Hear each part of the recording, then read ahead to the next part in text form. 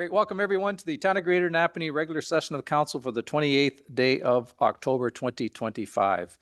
Just before we call the meeting to order, just want to remind everyone that this evening's meeting is being live streamed via our YouTube channel. So welcome to the folks that are home watching and welcome to the folks that are here, obviously in the body of the council chambers, and welcome to those that will watch tomorrow, next week, next year, whenever they get a chance to watch our meetings. So having said that, we'll call the meeting to order. And as always, we'll start this evening's meeting with our opening proceedings, which is the playing of the national anthem.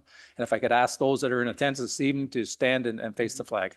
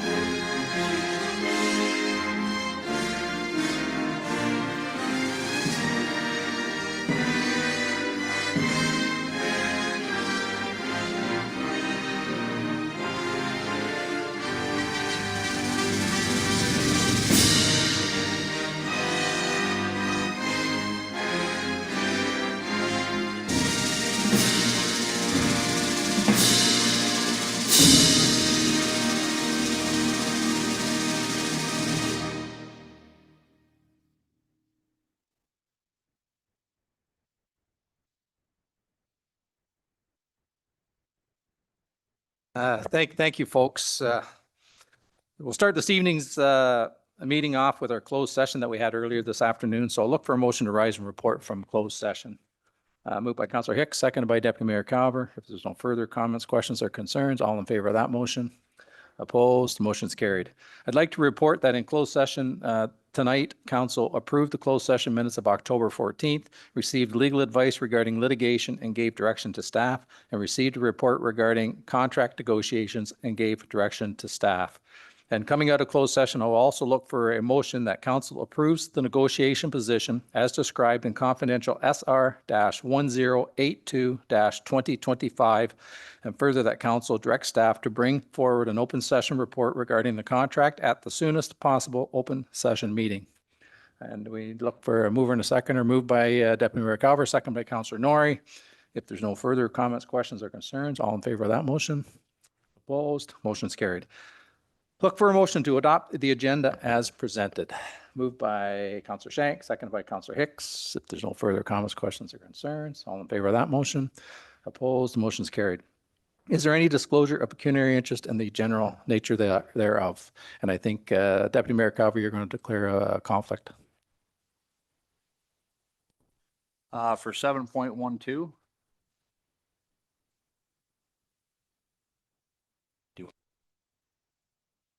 Great. Thank you, Deputy Mayor Calver. You're going to declare a conflict for, I think it's the a deputation from the Napanee Raiders revenue sharing from the board ads.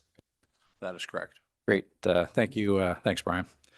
Is there any other disclosure of pecuniary interest?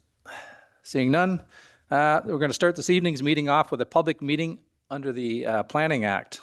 So I'll look for a resolution to convene a public meeting. Moved by Councillor Hicks, seconded by Deputy Mayor Calver.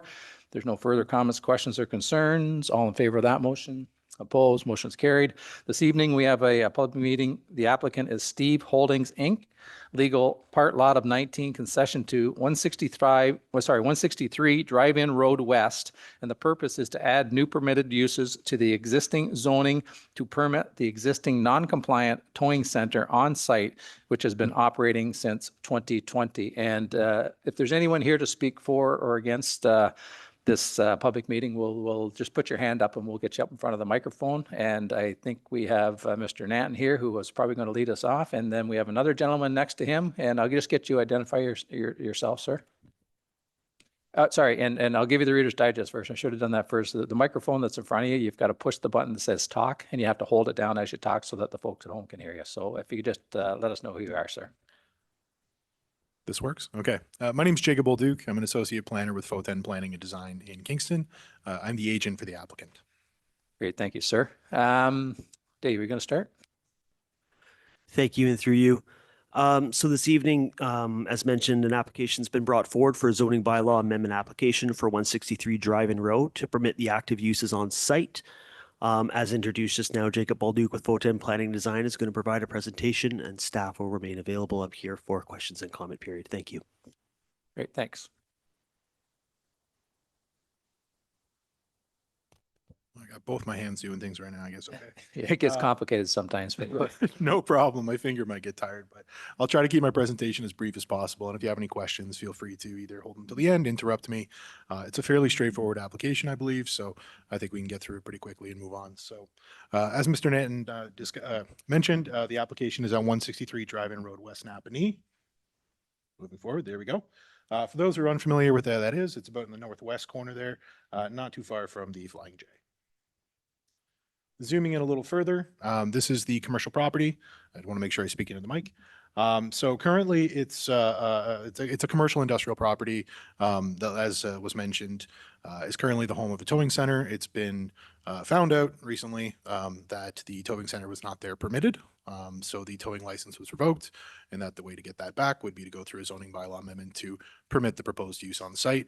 But the site historically has been used for a variety of commercial and industrial uses, most recently, and as you'll see in the site-specific zoning, for a warehouse and truck transport terminal. Just a couple pictures of the site taken from the road. This is from my site visit earlier this year.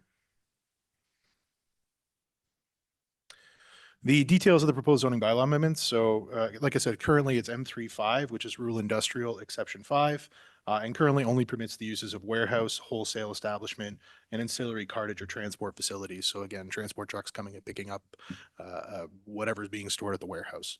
What we're looking to permit is the existing towing office, and that includes also a motor vehicle body shop and motor vehicle repair. They tow to the site, they park them on site. If there's minor repairs that can help people get on their way, then they will complete them. Of course, if they have to be towed back to a dealership or someone's preferred mechanic, then that can occur as well. To speak briefly to the official plan, it is located within the rural designation. The list of permitted uses includes small scale and quasi-industrial uses serving and directly related to the rural economy. As a towing center that is pretty linked to the rural economy and must be located close to the highway, it's got to have a certain clientele and serve the local economy. For under section 4417 for rural commercial and industrial uses, some criteria that they look to follow should be dry nature, essentially don't pull too much well water, farm service establishments, welding shops, and other uses that are deemed inappropriate and necessary for the rural area without having impacts on the local agricultural spots. Briefly on the new official plan, virtually the exact same, still a rural designation, permits limited commercial and industrial uses provided it is compatible with the rural context, does not detract from agricultural uses, and serves local businesses in the local economy. And then where it abuts residential uses, we look for buffering through setbacks and screening if required. Just a zoning map, M35 is the current zoning of the property. There are commercial and rural uses on adjacent lots. This is the original concept plan that was submitted. We're showing the repair shop in orange, the parking area for vehicles that have been towed at the back, as well as some limited employee parking. And then going back to that comment about screening, we're also looking to propose or in this version of the concept plan, we're looking to propose a tree row on the west side because I understand there's a house currently under construction on that side. So we wanted to make sure that we were providing some increased buffering over the existing condition. Following the submission of the zoning bylaw amendment, we did get comments back from the pipeline authorities. So there's TCPL and Enbridge, both of which who operate gas pipelines that pass right through the site. And so As part of that, we looked into where the pipelines were located, what is their prescribed area, essentially 30 meters from the center line of the pipe, what is the restricted area, and what are you allowed to do on top of those pipelines. There is a process for this. You have to request consent. We've already been in discussions with both TCPL and Enbridge about that. Those can be completed at site plan control. Where we're getting into some of the details on that is that tree buffer on the west side. You're not really supposed to plant trees on top of pipelines. So do we move to a fence or a different type of vegetative buffer? Essentially, what can we get in there? We're confident that we can find a solution, and staff have been great at working with us. So we're looking for something that is both going to provide that buffer and meet the official plan, while also meeting the requirements of the pipeline authority, essentially. And with that, I would just note again, the strategic location of the site adjacent to the 401. The use serves the local rural economy. It's on an existing industrial site, and therefore the zoning bylaw amendment, in my opinion, represents good planning and is in the public interest. I'll be happy to take your questions. Thank you. Great, thank you, sir. I think we'll start with council first. Council, do you have any questions or comments for the gentleman there? Go ahead, Councilor Nari. Probably a mute question, but with the pipes, you're not having any in-ground fuel tanks or anything for that, are you? Through you, Mr. Mayor, no, not at all. We are very clear on what we're allowed to dig and not allowed to dig in the area. So we do have to request consent to have trucks pass over the pipeline to get to the parking area at the back. We can't park on top of the pipelines, but we can traverse it. And we're going through the consent process with the pipeline authorities. We have to submit the weight of the trucks, the axles, et cetera. And we've got all that information from the operator of the towing center. Great, thanks, Councilor Nari. Is there any other, go ahead, Councilor Hicks. Thank you through you, your worship. Is there anyone living in the residence that's on the property? Is the owner living there? It's my understanding that the owner doesn't live there, but it is rented. Yes. How did it come to be there in 2020? Do they have a business? I'm just curious, like for 5 years, it's been operating there under the radar, so to speak, I guess. How did it get sold for this purpose? Through you, Mr. Chair, it's a good question. Sometimes when businesses change hands, things happen, and of course, 2020 was a different time. We're all kind of figuring things out. So I can't really speak to the history of it. They set up shop. Eventually, it was discovered that they were not zoning compliant, and in order to rectify that, they brought us on board to present the application. So trying to fix a past mistake. Which I appreciate. And one more question. I know there's no underground fuel tanks and it doesn't look like there's any above ground fuel tanks, but if somebody has a busted oil pan or like, how do they manage their hazardous waste? Do they have I'm just asking now that it's out there, I think it's a valid question. I don't know if you can answer that or if our town staff can tell me how that's addressed, that it's handled properly. Through you again, Mr. Mayor. I'm not too sure. I'll be honest. We didn't get into those details about how the business operates.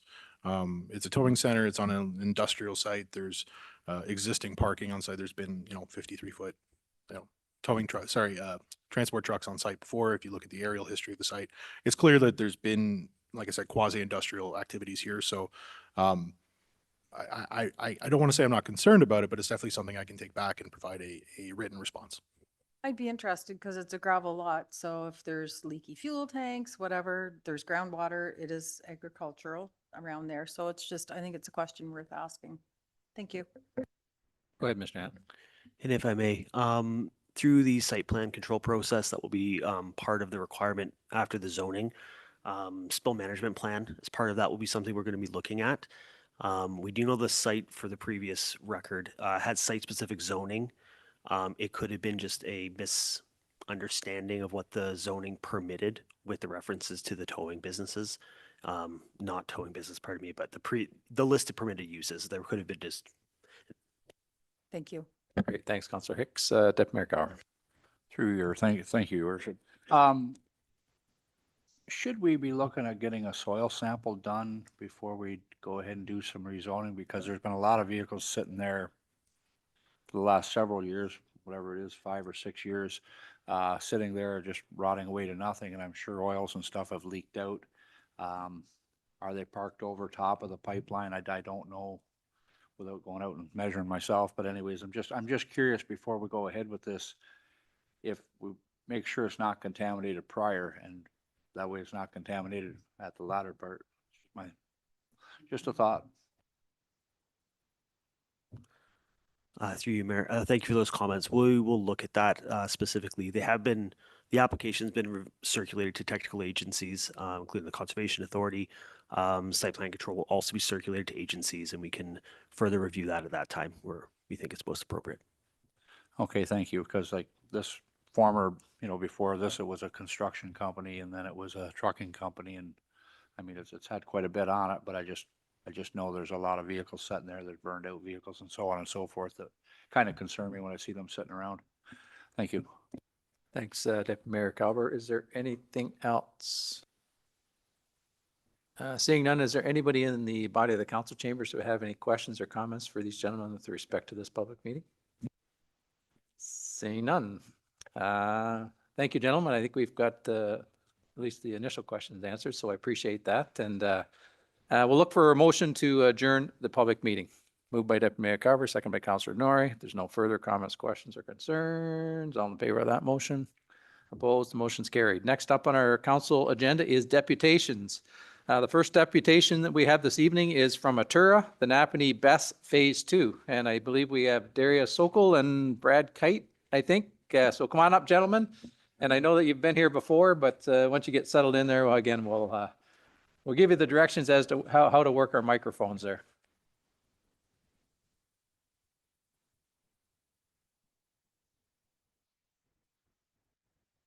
Great, welcome again, and you'll see that the microphones that are in front of you, there's a button on the right-hand side that says talk. When you talk, you have to hold that button down and speak into the microphone. That way the folks at home can hear everything that you have to say, because if you don't do it, then I get some nasty emails. So thanks and welcome again to our council chambers. So I'm not sure who wants to start, but Darius? Yep, go ahead. Thank you, Your Worship, and thank you, council and staff, for having us back here again. Yes, I'm Darius Sokol, and Communications and Stakeholder Relations for Atura Power, and joined by Brad Kite, who's a Senior Business Development Manager for Atura Power, and we're here to update council on Napanee BESS Phase 2, and also request for council to provide us with formal municipal support as part of the IESO LT2 bid process. Thank you. I have a very short presentation. I'll just remind Mayor and Council as to the project need, which is the province of Ontario, based on the ISO's statistics, expects that energy demand in the province will grow by 70% by 2050 due to industrial growth, data centers, population growth, and electrification of our industries and transportation. The IESO, Independent Electricity System Operator, launched the LT2 request for proposals process to secure new electricity resources and ensure the system's reliability for the future. We would like to be a part of the LT2 process. Napanee BESS Phase 2 battery energy storage system is a bid that we would like to submit later this year to meet this need. And of course, as per the regulations, we need the host municipality's approval for that. Now I'll hand it over to my colleague, Brad, for the next slide, please. Great, thanks, Darius. Yeah, so this picture on the right here is an illustrative concept of the site layout. So ultimately, what we're looking to do is expand upon the existing project that's being built today. So the existing project today that's under construction, so that was a 250 megawatt battery energy storage facility with a 4-hour duration, and then Phase 2 would add another 300 megawatts of generation capacity with a duration of 8 hours. And so with that the 8-hour duration, it's a new requirement introduced by the IESO, and so that's caused us to need to use a little bit more land to expand the footprint of the site. So that's why you'll see that we're proposing to expand the project a little bit over to the east to gain some more space there. It's still the entire area is still within the Lennox generating station industrial land area.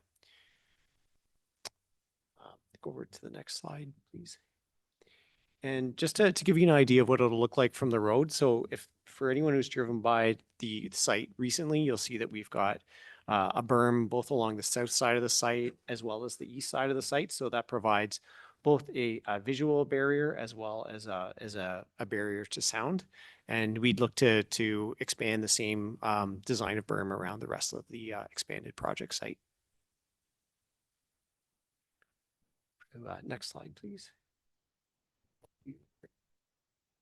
Thank you. I'd like to use this opportunity to share with council some of the, what I'd like to think is comprehensive, best-in-class engagement that we've done with the community.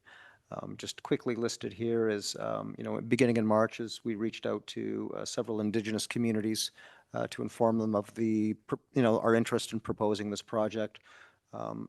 Find out if there's interest in collaboration and perhaps some equity partnerships on this project as well. Back in May, we launched our project website, and we have a dedicated email address that's still active.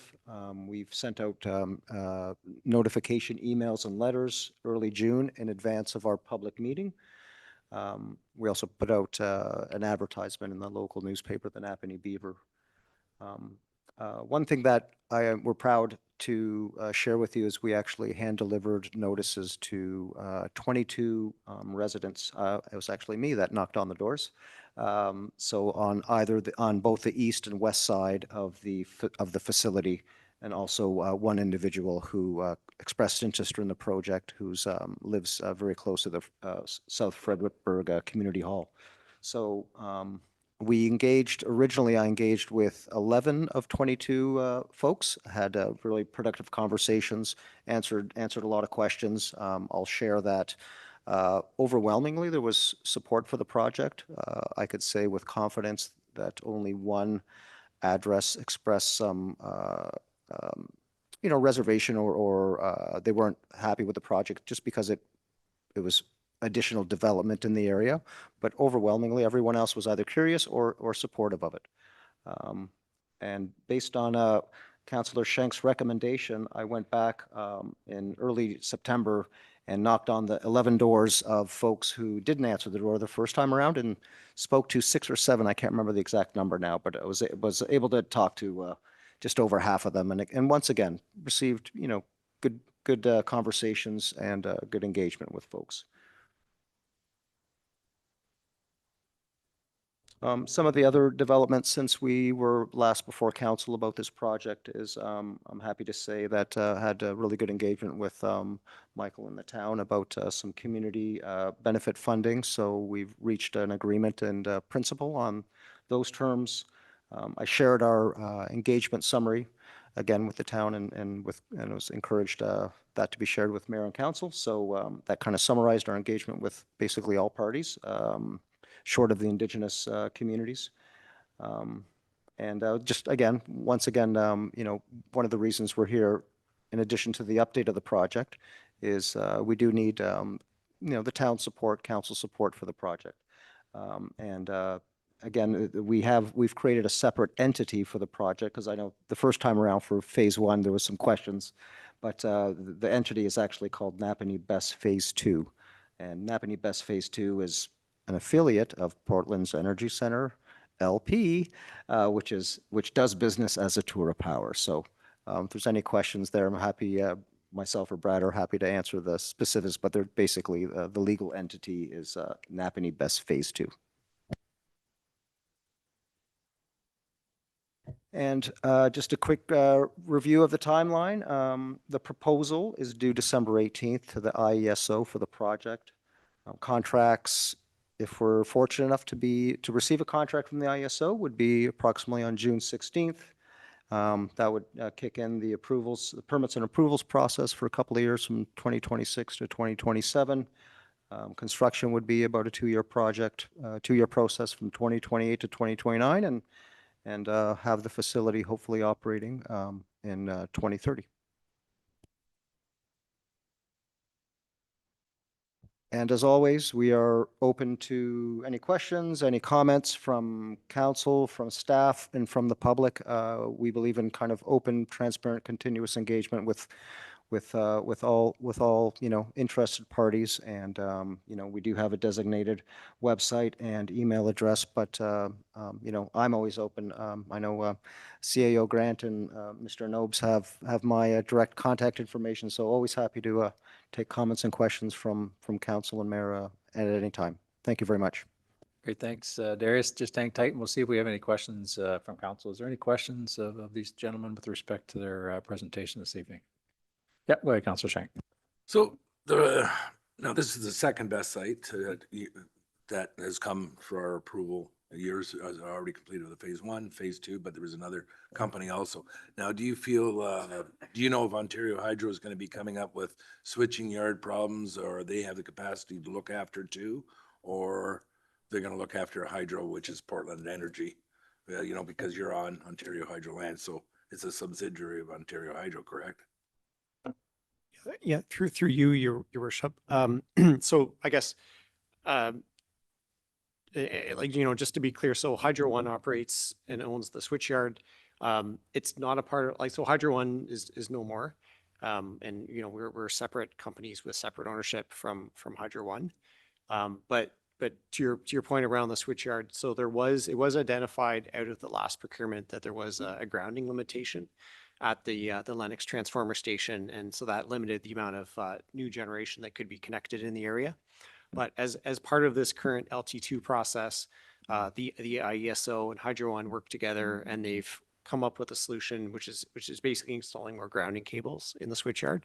And so Hydro One is looking to implement that upgrade to open up more capacity at the station, and it would be open to any proponent for the LT2. So what the ISO does as part of their procurement process, alongside Hydro One, they publish a list of transmission capacity for various circuit stations, areas of the province, and it's outlines how the ISO would run a deliverability test when they're going through the selection process for proponents. So it would determine if it's deemed that there's enough transmission capacity to connect the project. But yeah, it's something that's it's open to all proponents. Yep, go ahead, Mike. So my question is that now with Borlaug's proposition and yours phase 2, is there enough grounding cables that can handle that in Ontario Hydro? Yeah, through your worship. I can't speak exactly to the grounding cable capacity. I know that the general area, there's a 500 megawatt capacity for that area that's sort of from that station to to sort of the Pickering area. But I don't have clarity to say if there's enough capacity to connect the two projects. I don't know. The only reason I'm asking it is because why put everybody through this process if you knew that you're only going to pick one anyway?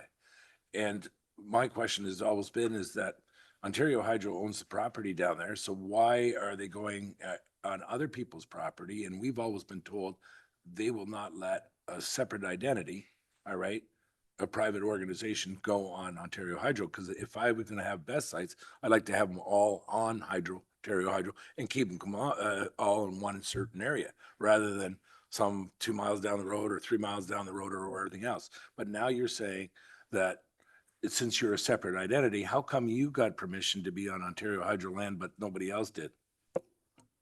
Through your worship. Yeah. So again, so Ontario Hydro was split up into various entities. So Ontario Power Generation owns the generation side. So they own the Lennox site. Hydro One owns the transmission and distribution system. So Atura Power is wholly owned by Ontario Power Generation.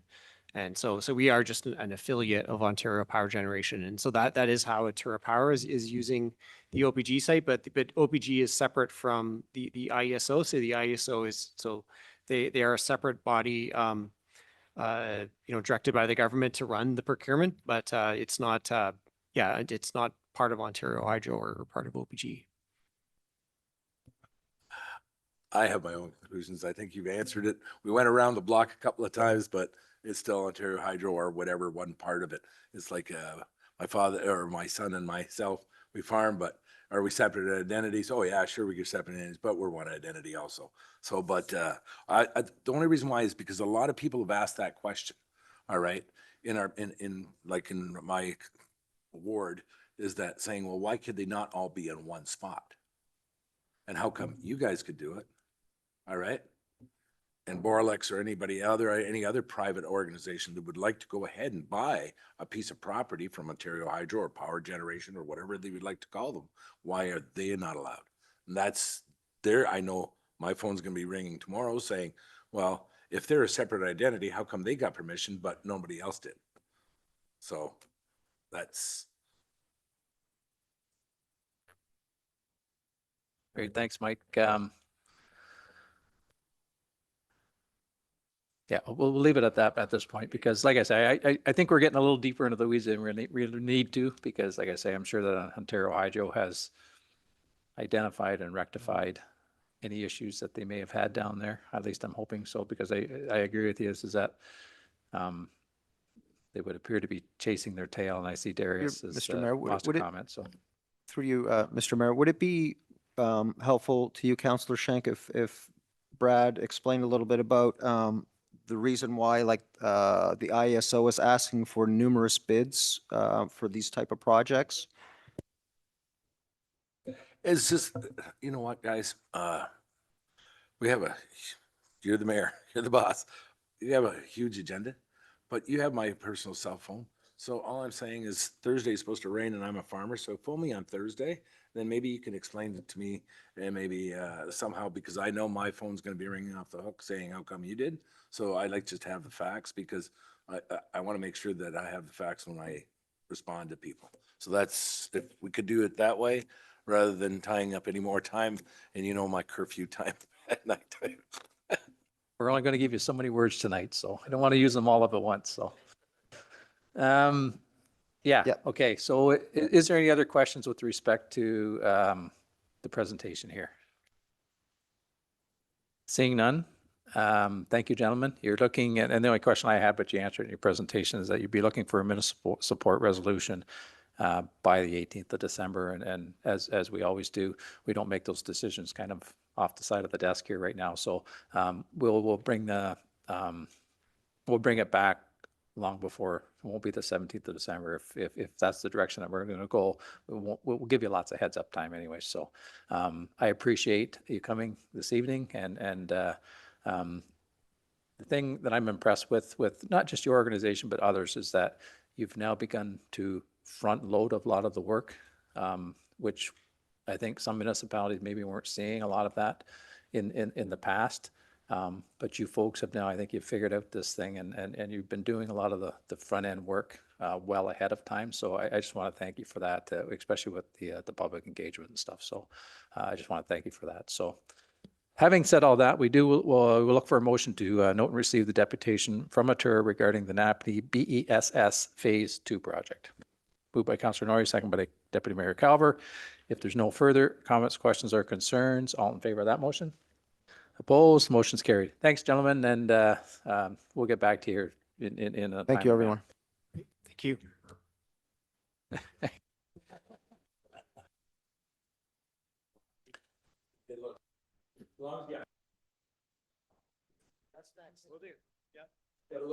Next matter we have up this evening is a deputation from the Napanee Raiders Revenue Sharing Board Ads, and I think Max is going to do the presentating on that. So welcome, Max.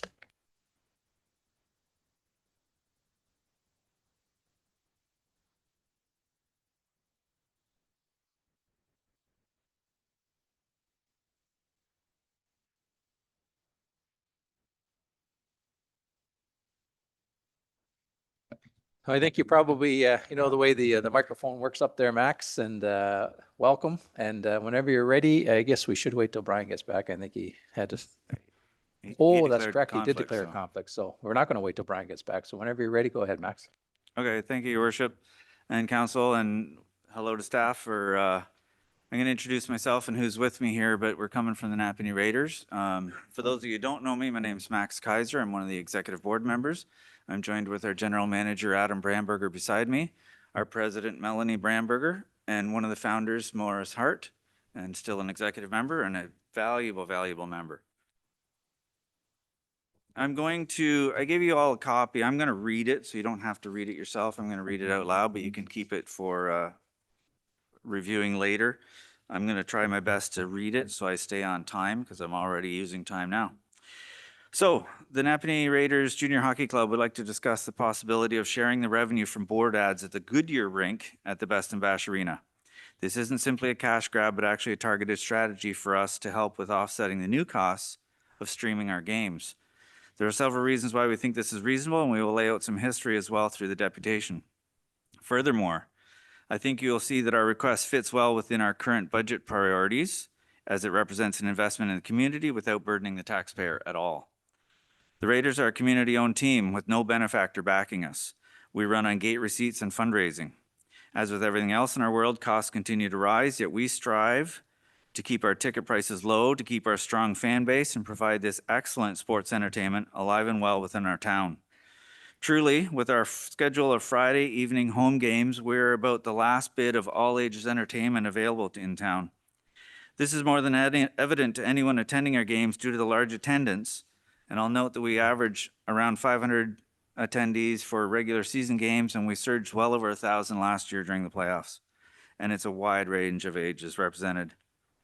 So while it may be true that the Raiders enjoy some benefits already from the town, we do not feel that any of those benefits are out of the ordinary, especially when you compare it to the other teams in our league, when considering the Raiders as an anchor tenant in the arena, and when you compare them to other teams or groups also using the arena. But truly, I'd like to set those benefits aside because what we're talking about tonight is kind of a standalone item. And as I said before, it's one that will not cost the town any money, but rather we have an opportunity to increase the rates for the board ads in the Goodyear rink. It should be clearly understood that the ads, as we know, are priced well below other nearby municipal rinks, and sometimes, or more than often, less than half of the comparators. And we feel that through our request, we're offering the town an opportunity to phase in an increase that will bring those rates more in line with the market as it exists. The key detail here that we are required by our league, the PJHL, to stream all of our home games. To do this, we've had to have cameras installed, and by the town's requirement, we also had to get a dedicated internet service line installed. These items did not come without cost, and in fact, we had to take an annual internet package from a local provider, and we're bound to a year-round agreement for that, even though the season is 6 to 9 months, depending on the playoffs. So we, the executive board, wondered how we could offset some of these costs, and the idea of sharing the revenue from the board ads, given that they will be visible on our streaming service, seemed a good fit. But what are we really asking for? We're not asking the town dip into what you already are collecting or share any of that. Rather, we are suggesting that it is time for the town to consider raising the rates for those ads on the Goodyear rink and sharing the increase only, the amount above the current benchmark rate. Given that our streaming makes the ads on the Goodyear rink visible to anyone who is watching remotely, we are indeed adding value to those ads. And given that the town rates are actually quite far below the rates charged in neighboring communities, we feel that you have the opportunity to increase those rates, even slowly and phasing it in, so that it's fair to the advertisers as well as to the town. I'm going to note that in other nearby rinks, there's a variety of arrangements. But one thing is pretty consistent is that the teams, the senior team in the area, which is often the junior team that I'll use the comparisons, are benefiting directly from those ads. In Loyalist, the local junior team rents the entire board surface, and then they administer the renting of the ads themselves. So they pay a flat rate to the Loyalist, and then the Jets, didn't really want to say that out loud, they administer the renting of the board ads and therefore make whatever they can take from that. In Frankfurt, which is in Quinte West, the board ads in Frankfurt include 40 for the team and 13 that are dedicated for the local minor hockey association, the QWMHA. The revenue is collected by the Frankfurt Huskies, and then 50% of those 13 ads is shared with the QWMHA. Frankfurt also has advertising rights to the center ice surface and the ice resurfacing machine. Picton and Wellington are two junior teams in Prince Edward County. They each have exclusive rights to advertising within their respective arenas for the boards, the ice surface, and their score clocks. So as you can see, compared to other local competitor teams within our league, and it's understood it's similar or largely similar across the entire league of 63 teams, Napanee charges similarly for ice time, provides similar benefits to the Raiders. However, a significant deviation exists in how the board ad revenue is shared or not. We recognize that we are not the only user in the rink, and the collection of board ad revenue by the town helps all of the groups to offset the cost of operating the rink. It has a trickle-down effect for all the user rates, for all the groups, and we certainly recognize and appreciate that the town does all the administration for renting those board ads. But actually, no funds are directly shared by the town. And further, given that the rates charged by Napanee are so far, surely there's room for change. So far below, surely there's room for change. So, we believe it also should be noted that every other municipality recognizes the local junior teams as anchor tenants. These hockey clubs are seen as bolstering and inspiring to the local youth, which results in contributing to sign-up rates for those minor hockey associations. These clubs also contribute to the fabric of the local communities for entertainment, sports, and wellness overall. It is this recognition which lends to the arrangements each club has within their municipality. So in conclusion, we hope that we can have the support of council to establish a new revenue sharing agreement. This agreement would be in lockstep with the town increasing the board ad rates on the Goodyear side from what they currently are in consideration of what other municipalities are charging. Then, as the rates rise above the current rates, that the new revenue be shared with the Napanee Raiders in recognition of the increase in value that we are contributing through our streaming of our games. This again would represent a willingness to invest in a local club without any cost to the taxpayer. We have done the work to add the value, and this is our suggestion on how we can share some of the returns from that added value. As stated at the start, our revenue sources are limited to our gate admission rates, as well as fundraising through sponsorships, our annual golf day that we have each summer in August. We have endeavored to keep our gate rates low to keep our fan base strong. We follow a similar approach to our other fundraising. And with this new burden of being required to stream our online games, we felt we needed to find new revenue to offset these costs. That's the conclusion of what I brought to say. I welcome any questions, and I have the support of my friends with me if I need it. Great. Thanks, Max. Just hang tight and we'll see. Is there any questions or comments from council with respect to, go ahead, Councilor Shank. My suggestion is that Chris Brown bring back at our next council meeting, Yeah, I think that's. Oh, well, then how are we going to work this one now?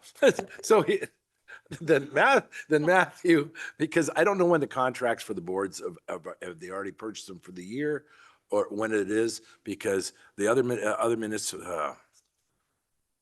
bring us a staff report. All right. Yeah, we're. Because the other competing teams in their local jurisdictions have that cost sharing, the extra costs, especially the run that they did, that Raiders had last year, and especially the attendance. So all your points were very valid. So if you're going to come back with a staff report, that we can go ahead and see what we can do. That's, I think that's what the intention is, Mike. We'll just see if you have any questions with respect to Max's presentation. I'm sure that Mr. Grant will be in contact with Max if there's any questions that are needed for the staff report, but just for our purposes, if there's anything, go ahead, Dan. Through you, your worship. I notice on page 2, the very first sentence is, the key detail here is that we are required, in other words, mandated by the league to stream all our games. And I can certainly sympathize with being in the position of being mandated to, so I look forward to the staff report. Thanks, Councilor Hicks. Is there anything else? Go ahead, Mike. A good fundraiser is that golf tournament, which I participated in. It was a very good thing. That wasn't streamed, but it was very good for all the participants and one of the best fun times we had this summer.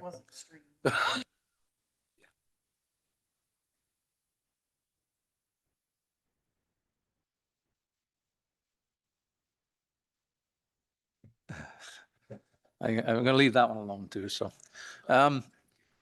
is there any other questions or comments? And I know that Max, you'll probably be in contact with Mr. Grant, but just for the folks, and I don't know if this is something that you can provide out there or not, is that I'm sure you'll have costs that were associated to the streaming.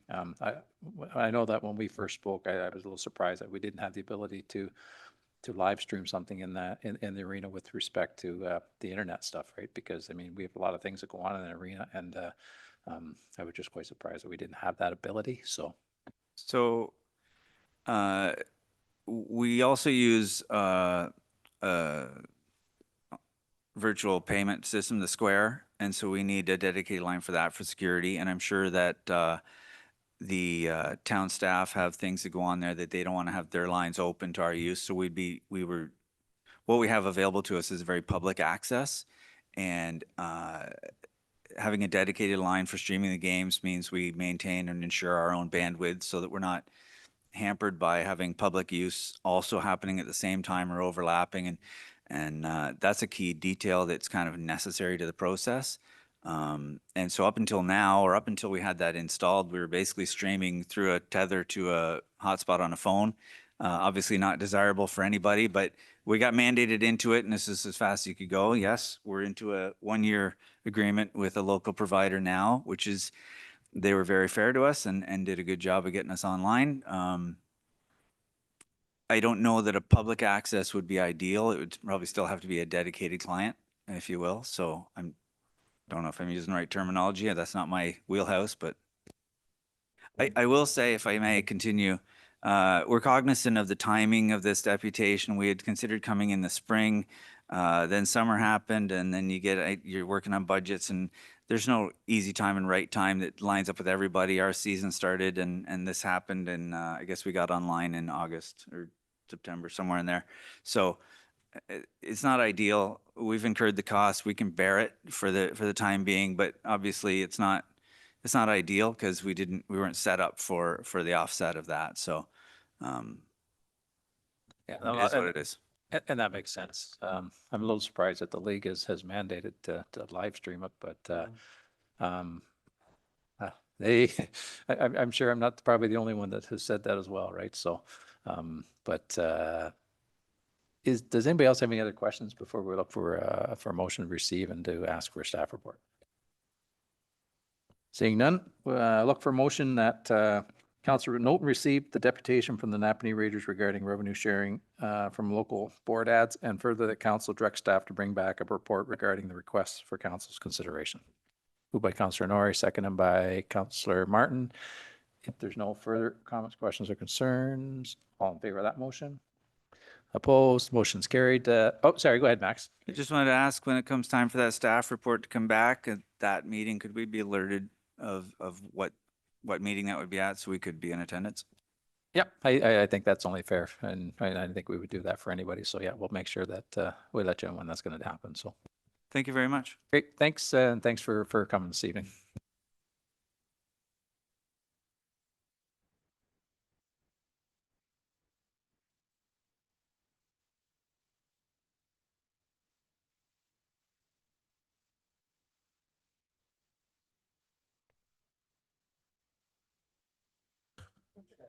Okay, moving forward, we do have deputations on the items on the agenda, which we have none. Correspondence for items on the agenda. We do have some correspondences that we received today, and I'm thinking that everybody, if you hadn't had an opportunity to take a look at it, please take a look at it. It is going to be related to an item that's come on later on this evening's agenda. We can either have a conversation now, but I think it would probably be best suited that we have the conversation that's associated to the actual staff report that we're going to be dealing with this evening. So I just wanted to make sure I brought that to everybody's attention, that there is correspondence that come in late this morning. Okay, unfinished business. I don't believe. Oh, sorry. We do need a motion to receive for information the correspondence related to item 10.7, future trail development. I'll move. Moved by Councillor Hicks, seconded by Deputy Mayor Calver. If there's no further comments, questions, or concerns, all in favor of that motion? Opposed? Motion's carried. Unfinished business, I don't believe we have any, and that gets us right into the administrative consent agenda. First up is the council minutes for regular session of council, October 14, 2025. Is there anything in those minutes anyone had any questions or comments about? Seeing none, committee minutes, Market Square Advisory Committee and the Waste Diversion Committee. Is there anything in those minutes anyone would like to make any comments about? Seeing none, correspondence for information items dated October 28, 2025. Is there any correspondence there that anyone would like to pull out and have a conversation about? Seeing none, growth and infrastructure, West Bridge Estates subdivision draft plan of subdivision request. Is there anything in that report anyone had any questions or comments about? Seeing none, growth and infrastructure, intersection safety at Lime Lake Road and Daly Road. Is there anything in that report that anyone had any questions or comments about? Seeing none, parks, recreation and culture, historical documents stored at North Fredericksburg Hall. Is there anything in that report that anyone had any questions or comments about? Seeing none, executive services via rail, late night train, public engagement. Is there anything in that report that anyone had any questions or comments about? Go ahead, Councillor Norrie. Just has been in the media so much right across Eastern Ontario. I'm glad to see that our name's never been mentioned once. I'm glad to see we're jumping on it because it's just a big three they've been talking about. So thank you.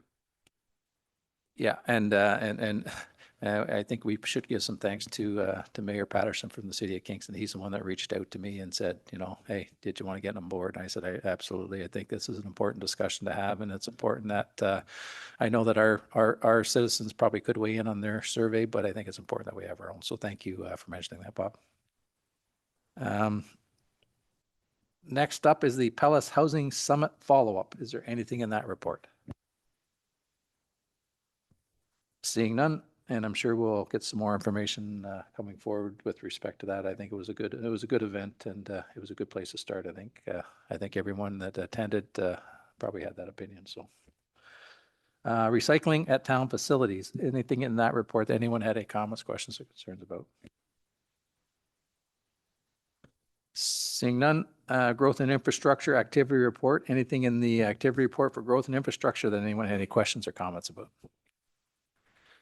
Seeing none, activity report, executive services, October 2025. Anything in that report? Seeing none, parks, recreation, and culture activity report. Anything in the parks, recreation, and culture activity report? Anybody have comments, questions, comments, or concerns? Seeing none, activity report, fire department, September, October 2025. Anything in that report that anyone wanted to ask the chief about? Seeing none, financial and IT services.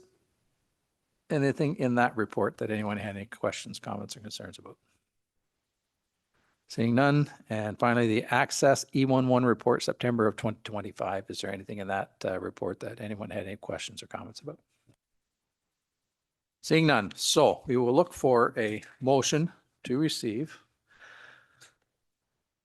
that council consent to the approval of the following routine items. That the minutes of the regular session of council dated October 14th, 2025 be adopted as presented, that the Market Square Advisory Committee and the Waste Diversion Committee minutes of October 9th through to 15th, 2025 be received for information, that the correspondence for information items dated October 28, 2025 be received, that council receive for information the growth and infrastructure West Bridge Estates subdivision draft plan of subdivision request report, and further that council revise the lapsing date of the draft plan of subdivision 99-007 from November 24, 2025 to November 24, 2030. The council receive for information the growth and infrastructure intersection safety at Lime Lake Road and Daly Road report, and further that council authorizes the implementation of all-way stop in the intersection of Lime Lake Road and Daly Road, including the installation of 2 additional stop signs and advance warning signage. And further, that council consider a bylaw to implement stop signs later on this agenda. That council receive for information the Parks, Recreation, and Culture historical documents stored at North Fredericksburg Hall report, and further that council endorse the record storage and access plan as outlined in the report, and that council receive for information the executive services via rail late night train public engagement report, and further that council direct staff to participate in the public engagement process in partnership with the city of Kingston. That council receive for information the executive services Pellis Housing Summit update report, that council receive for information the environmental services recycling at town facilities report, and the activity reports of growth and infrastructure executive services, fire department, parks, recreation, and culture, and financial and IT services for the month of October 2025, and the Access E11 report for September 2025, items 9.10 through 9.15 be received for information. Moved by Deputy Mayor Calver, seconded by Councilor Martin. If there's no further comments, questions, or concerns, all in favor of that motion? Opposed? Motion's carried. Items for consideration. First up is Financial and IT Services 2026 OPP Municipal Billing Annual Billing Statement. And Ms. Hamill and Mr. Grant, I think, are going to speak to this. So whenever you get ready, folks, the floor will be yours.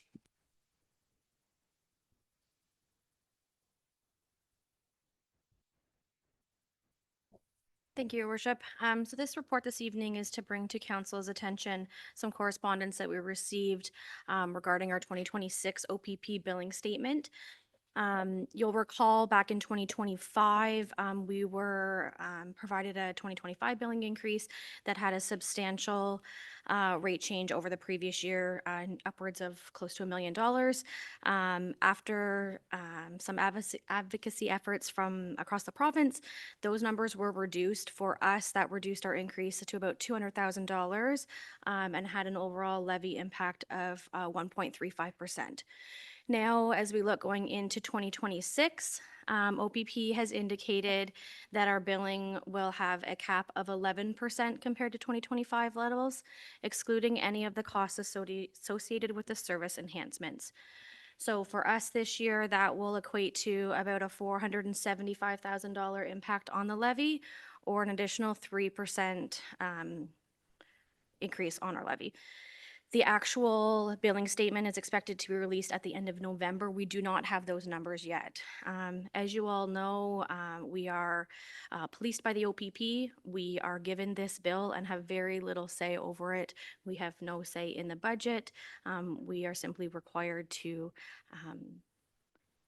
bill that through our levy, and ultimately it lands at the responsibility of our tax base.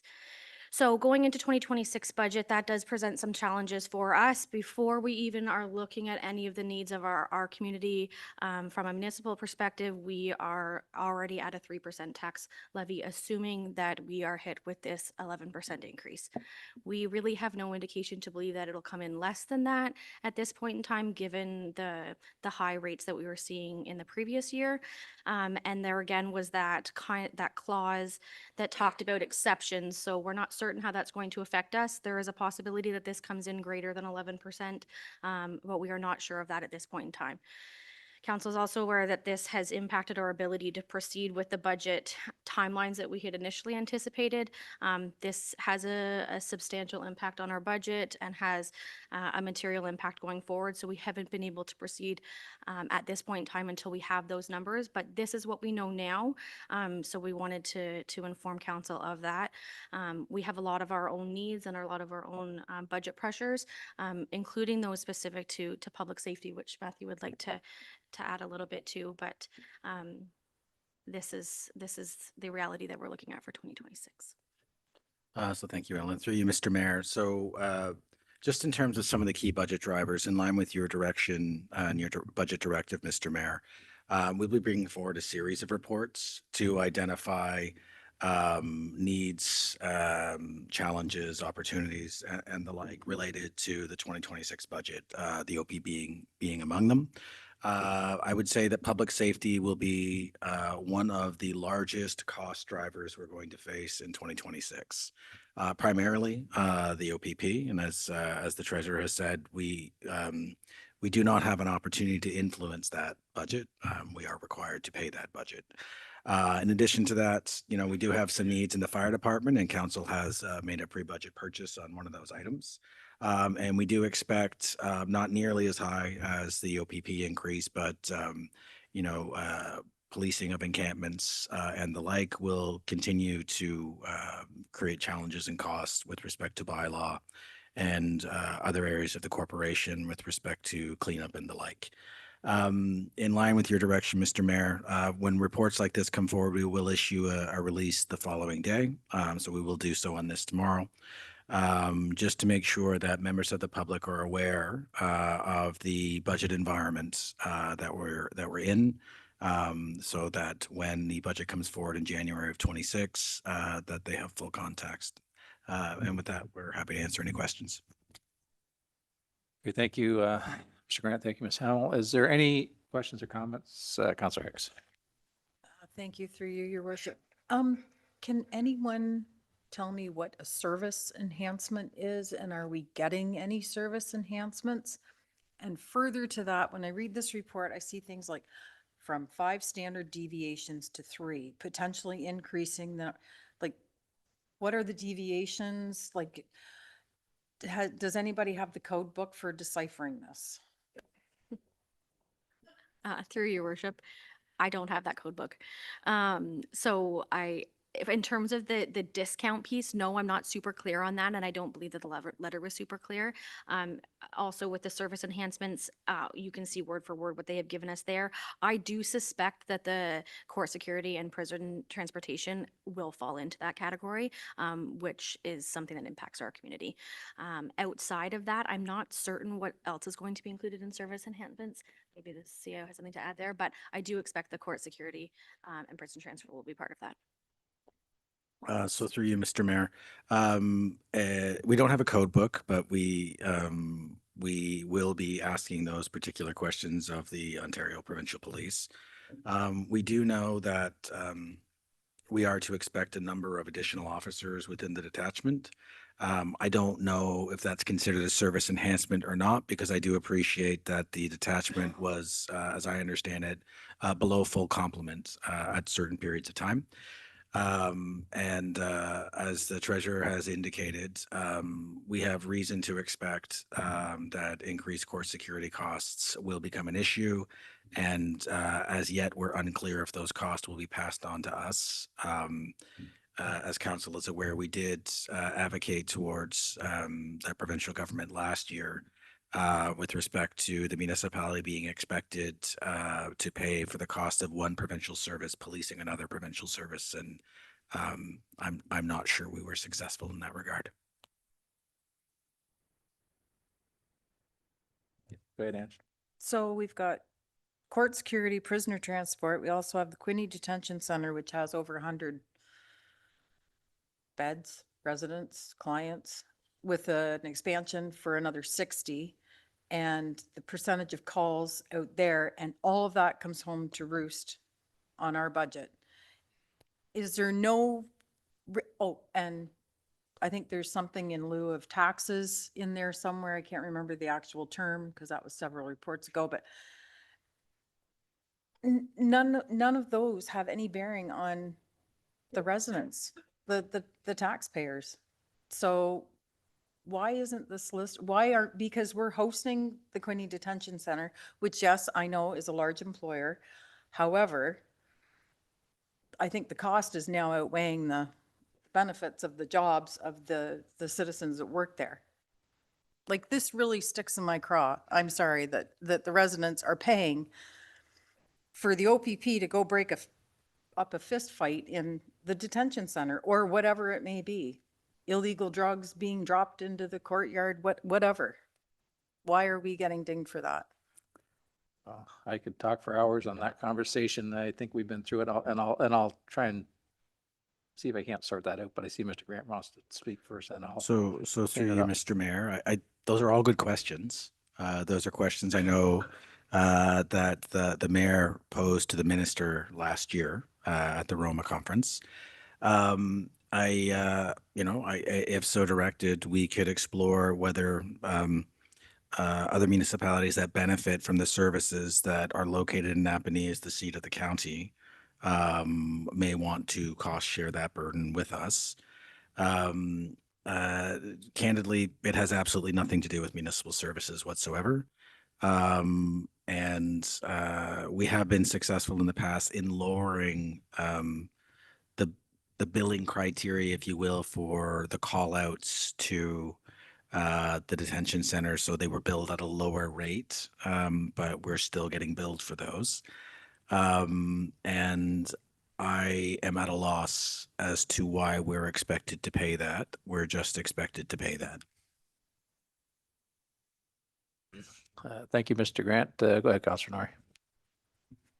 Just briefly, it's my understanding, being on the board, again, we have nothing to do with the budget, as you know.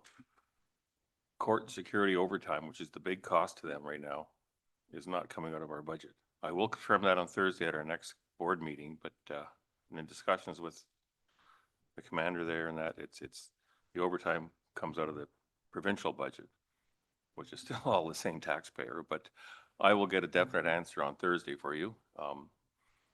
And other enhancements, of course, are the hiring, I guess, and the pool of people that'll be doing their reports to keep the officers on the road. But that's things like that. But again, like I say, the services board, under mandated, do not deal with the budget. We can't, unlike a municipal one. So, but I'll see what I can find out and get it to you.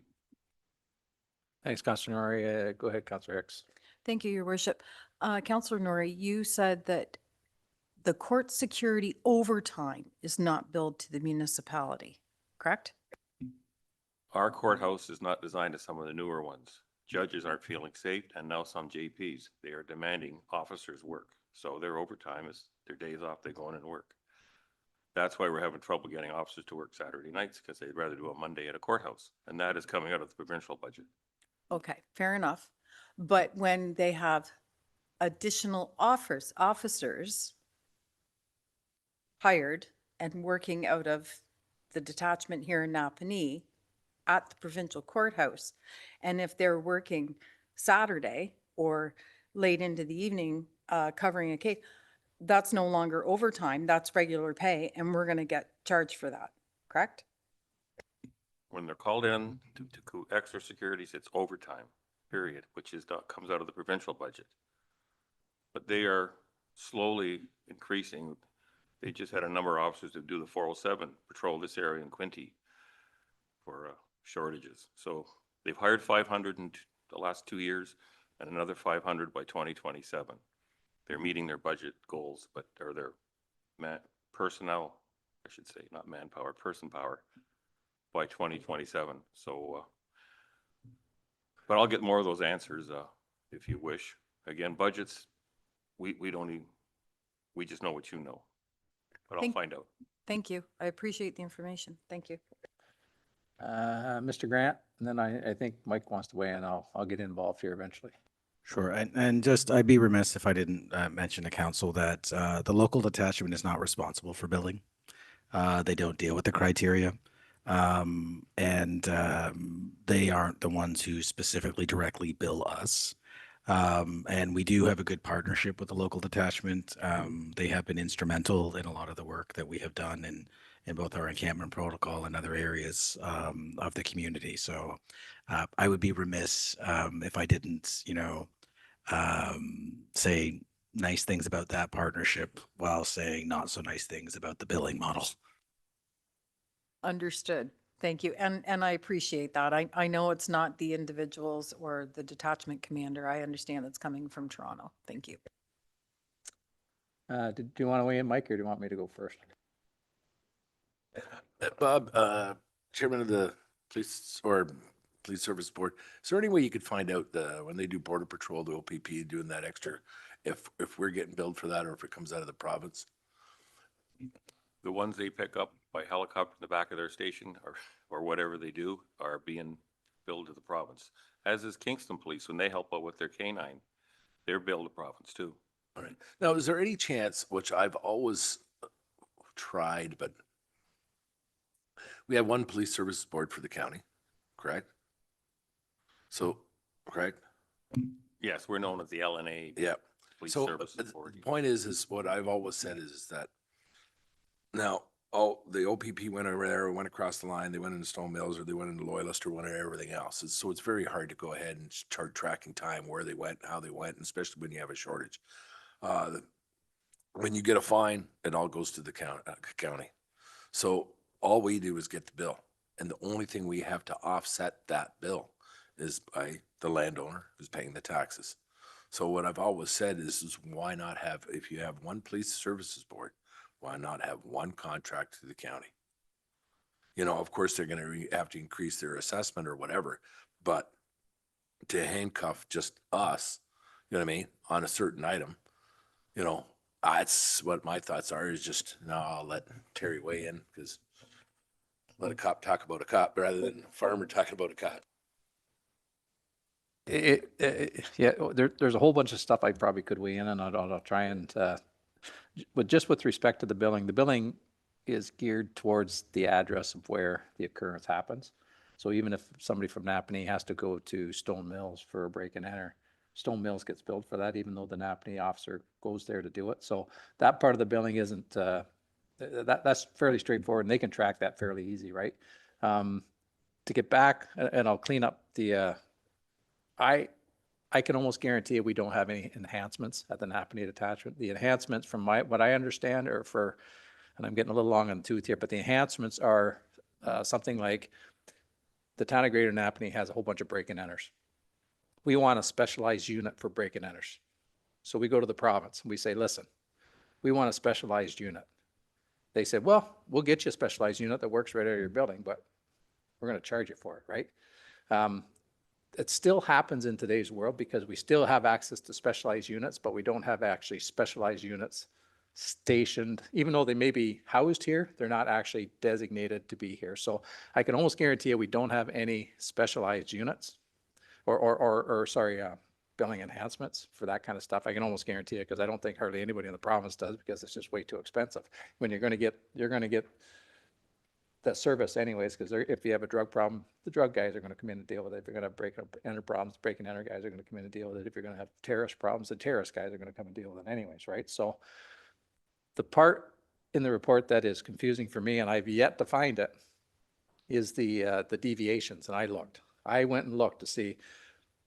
I would have to think that just by the definition of a standard deviation, that possibly court security would be a deviant from a regular detachment because not every detachment has court security. And the other one was maybe possibly a jail. Maybe that would be a deviation, right? But I've looked and I can't find out what a deviation is. But the fact that they're dropping it from 5 to 3 in theory should help somebody. I just don't know who it is yet, and I've not been able to find out what a deviation is. But my best guess at this point would be that it would be your court security, it would be your possibly a jail, stuff like that. But again, it's a mystery at this point, right? We just don't know because I've looked to find out what the deviations are and I can't find it. But just by the definition of it, it would suggest that a deviation would be something that our municipality has that others don't. So, and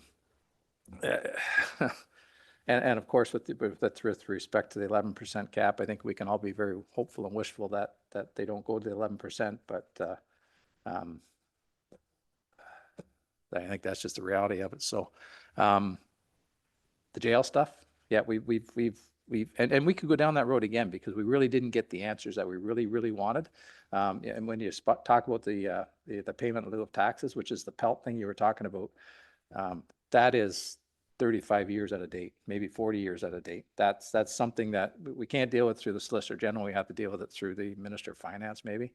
And every municipality in this province that has a jail is dealing with the same thing. And it's not just jails. I think it may have something to do with provincial parks too and stuff like that. But the payment in lieu of is because we used to call it the heads and beds tax, right? This is so, and it's, I don't know, maybe Alan's got the number there, but it's like $35 per person, right? It's insane how out of whack it is.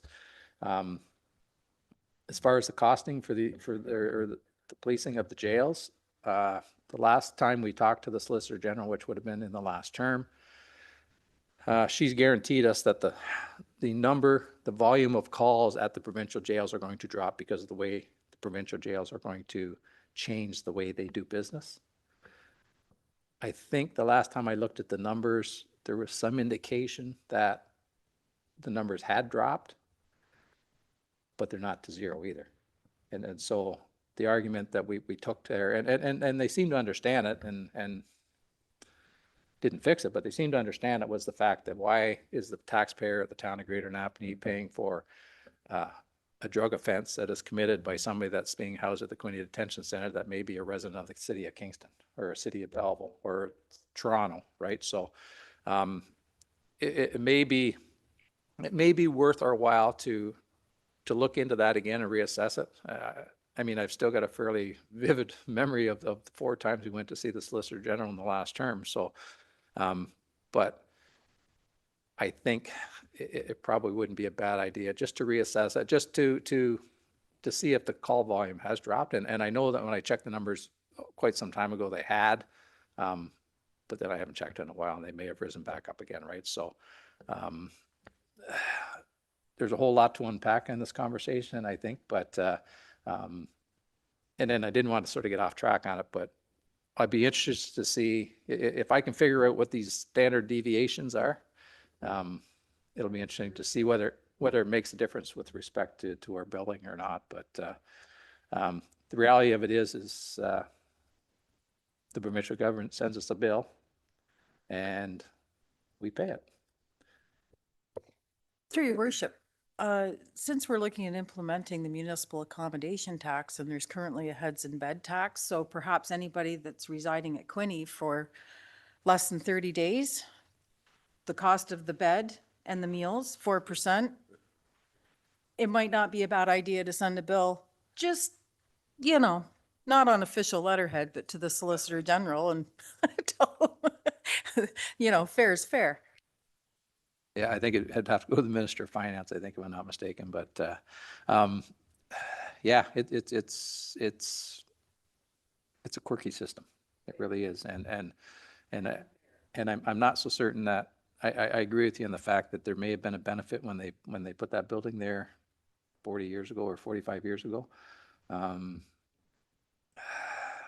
I think it's up for debate as to whether it's still, that benefit still exists, but it does make for interesting conversations. Go ahead, Bob, sorry. I don't want to belabor this, I apologize, but Councillor Schenk asked a question, just so the public's more aware. I've been out for several ride-alongs, and the equipment in that car follows them for full 12-hour shift. Every square inch they go, they have a cell phone that's issued that has GPS, radio, the cameras and the stuff in the cars follows them everywhere for safety and everything else. So they know their billing and they know who to bill where. I was riding the other day and it's supposed to be downtown Napanee, but I ended up at the other end of Bath. Well, loyalists will get that bill. So it's quite something, but I'll get more information and send you all the email.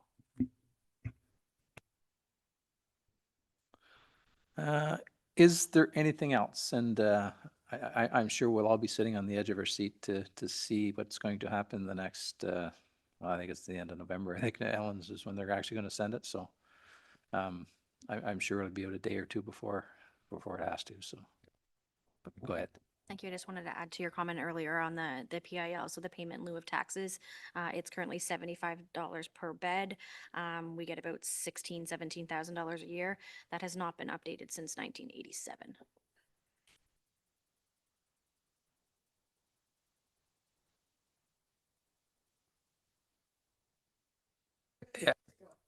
Yeah. Thanks, Alan, for that. I knew it was a while ago. So again, it's every municipality that has any type of an institution or any type of a payment in lieu of taxes, I'm sure has probably had this conversation. So is there anything else before we move on to a next one? We'll look for a motion, but is there any other questions? Sorry, go ahead, Deputy Mayor Cover. No, I was just gonna make a motion to note and receive. Great, thank you. I'll Thank you, second. Brian. Moved by Deputy Mayor Carver, second by Councillor Hicks. If there's no further comments, questions, or concerns, all in favor of that motion? Opposed, motion's carried.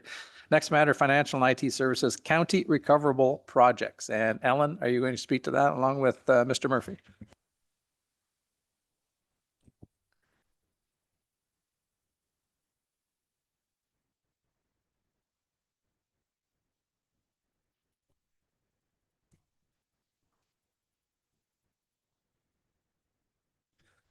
Sorry, through your worship, just give a little preamble to this report here. This is something we've been working away at, I guess, for 2 years, kind of, as we've set up some of the tracking mechanisms we've had with the TAC agreement as well as our vehicle use.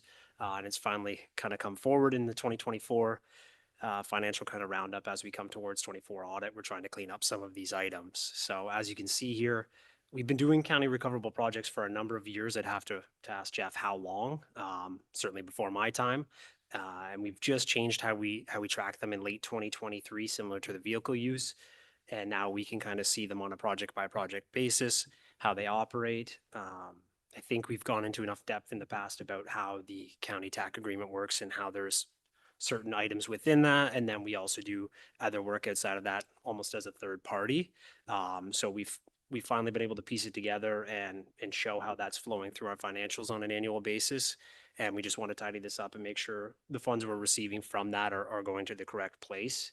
As you can see, in 2024, we're looking at $112,000 and change. And we are recommending that be put towards the fleet reserve under the logic that that's generally where the revenue is created from. As mentioned in the report, we budget all of these costs. Wages are budgeted through the levy, as are our vehicle costs, such as fuel, insurance, so on and so forth.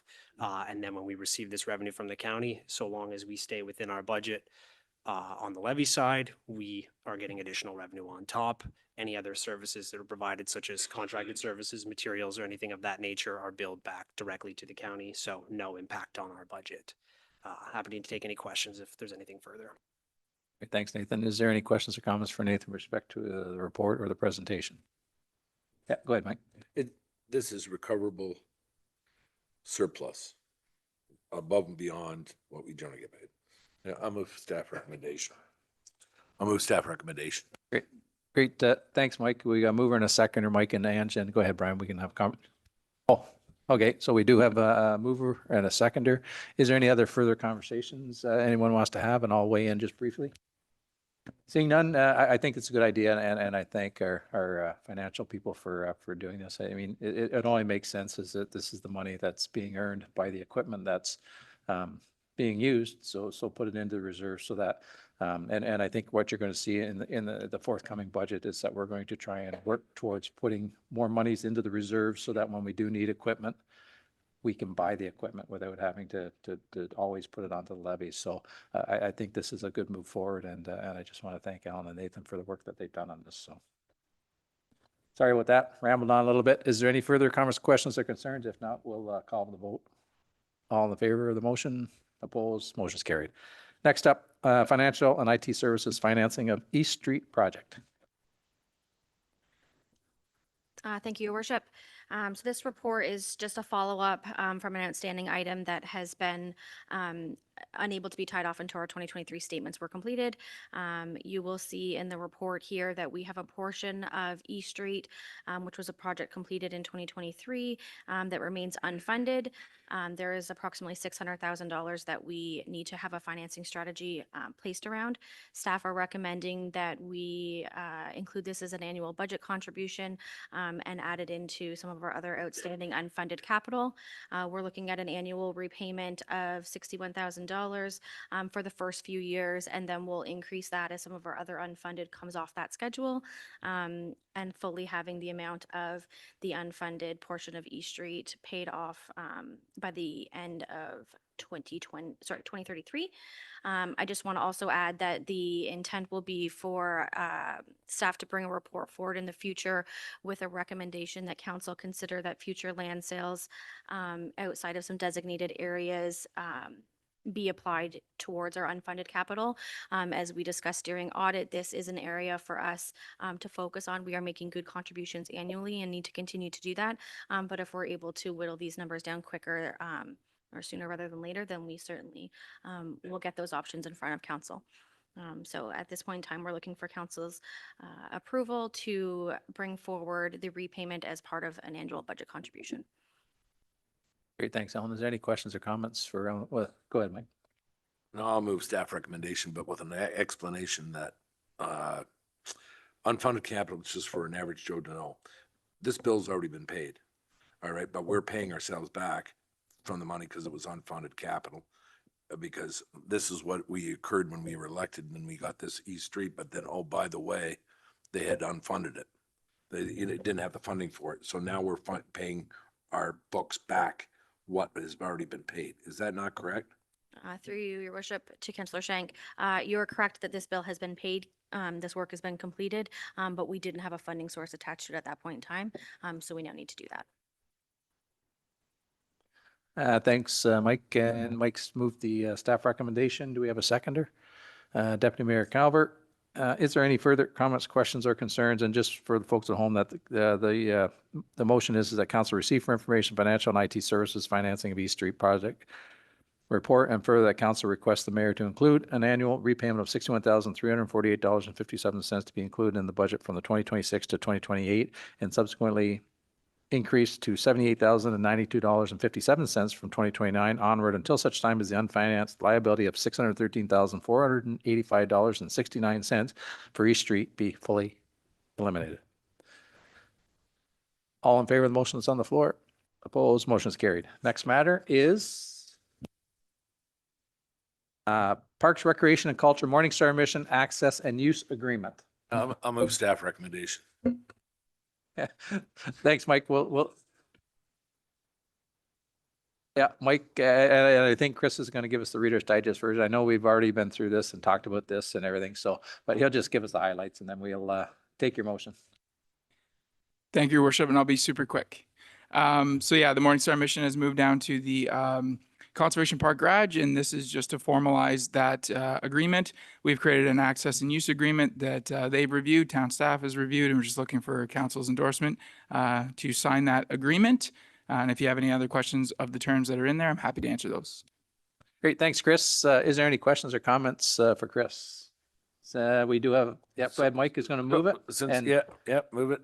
And Yeah. Chris, the hub that's, It's next, yep, just, yep. Moved by Councillor Shank, seconded by Deputy Mayor Calver. Is there any further comments, questions, or concerns? And for the folks at home, is that the council received for information the Parks, Recreation, and Culture Morningstar Mission Access and Use Agreement Report, and that, and further that council endorsed the signing of the agreement between the town of Greater Napanee and Morningstar Mission. All in favor of the motion that's on the floor? Opposed? Motion's carried. I think we can get one more in before a break. Parks and Recreation and Culture Youth Wellness Hub Memorandum Agreement. And Chris, you're going to speak to that one as well. Yes, thank you, Your Worship. So at the regular session of council, July 22nd, staff presented an update report on the progress that had been made to find the Youth Services Coalition a suitable location to establish a youth wellness hub in our community. That updated included their potential new location, which would be at 301 John Street, the train station on the west side, where Morningstar Mission's furniture program used to be. So council directed staff to bring back an agreement. That's what this is here tonight. I will say that, so the Youth Services Coalition is made up of numerous service providers and different organizations offering a wide range of programs and services. Since the coalition itself is not yet an official organization with their own insurance and signing authority, they will need to designate one of their partner organizations to sign this agreement between the town and them. They will act as the signing authority for the coalition. That is why the attached agreement is left blank for now, because we're still doing some deciphering there.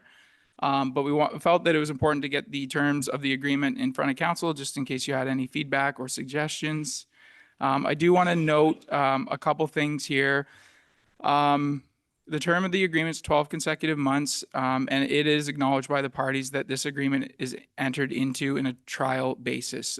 So right from their deputation, the idea of a one-year pilot. The town agrees that the provision of the Youth Wellness Hub at the train station represents a significant opportunity for the town and its residents, and agrees to provide the commercial space free of charge, or in the agreement, $1 for the term.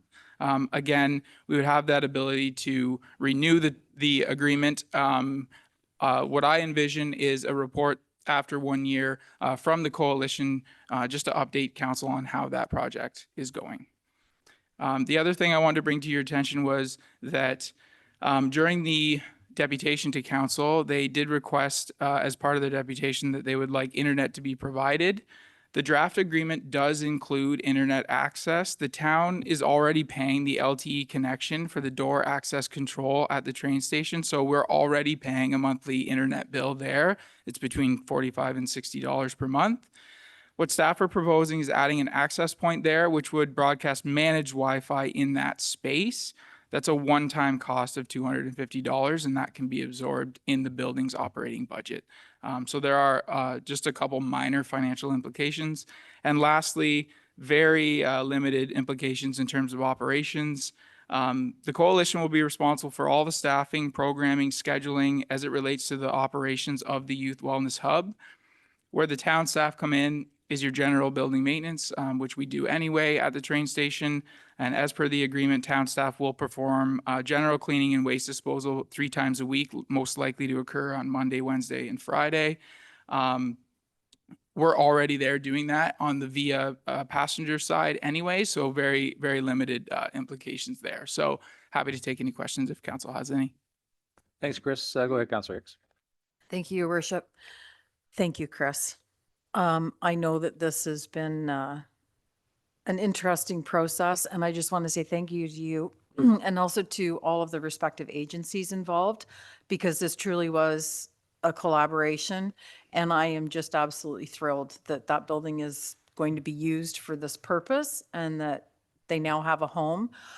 The one thing I would say is if it's a one-year trial basis, perhaps they should be bringing the report back at 9 months. Just, it gives you 3 months, we get the report back and forth, et cetera. That's my only thing, but yeah, job well done. Kudos to you and anybody else that worked on this. Thank you. And I'll move. Great, thanks, thanks, Ange. We do have a mover and a seconder we'll look for, Councillor Shank. We do have a motion that the council receive for information the Parks, Recreation, Culture, Youth Wellness Hub Memorandum of Agreement report, and further that council approve the terms of the MOA, and further that council authorize the mayor and the clerk to execute the signing of the agreement. Is there any further comments, questions, or concerns? Go ahead, Mike. Chris, the only thing I ask is that you keep track of the janitorial, you know what I mean, on that side, that they don't abuse, you know, if they're taking twice as long, you know what I mean, it starts to be, then you're gonna have to have a discussion with them. That's all. Yep. Perfect, thanks, Mike. Is there anything else? Seeing none, all in favor of the motions on the floor, opposed, motion's carried. Thanks, folks, and we're right on time for a 10-minute break. We'll see you back at 8:40.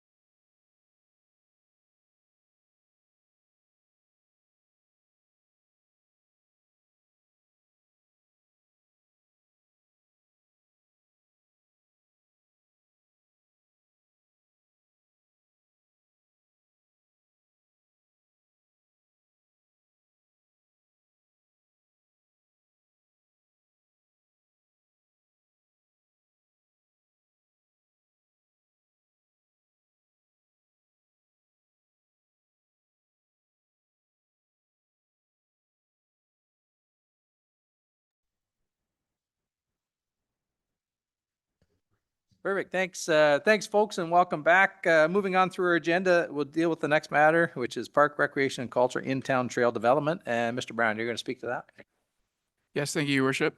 So you'll recall the Ad hoc Trails Committee first made a presentation to Council on March 11th, 2025. During that presentation, the committee discussed their mandate and the progress that they had made to date.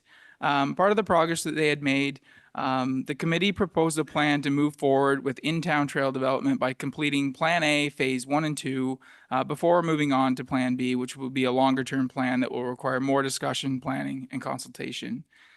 Plan A, Phase 1 is County Road 1 over to the Riverside Cemetery Loop and connecting back to Church Street.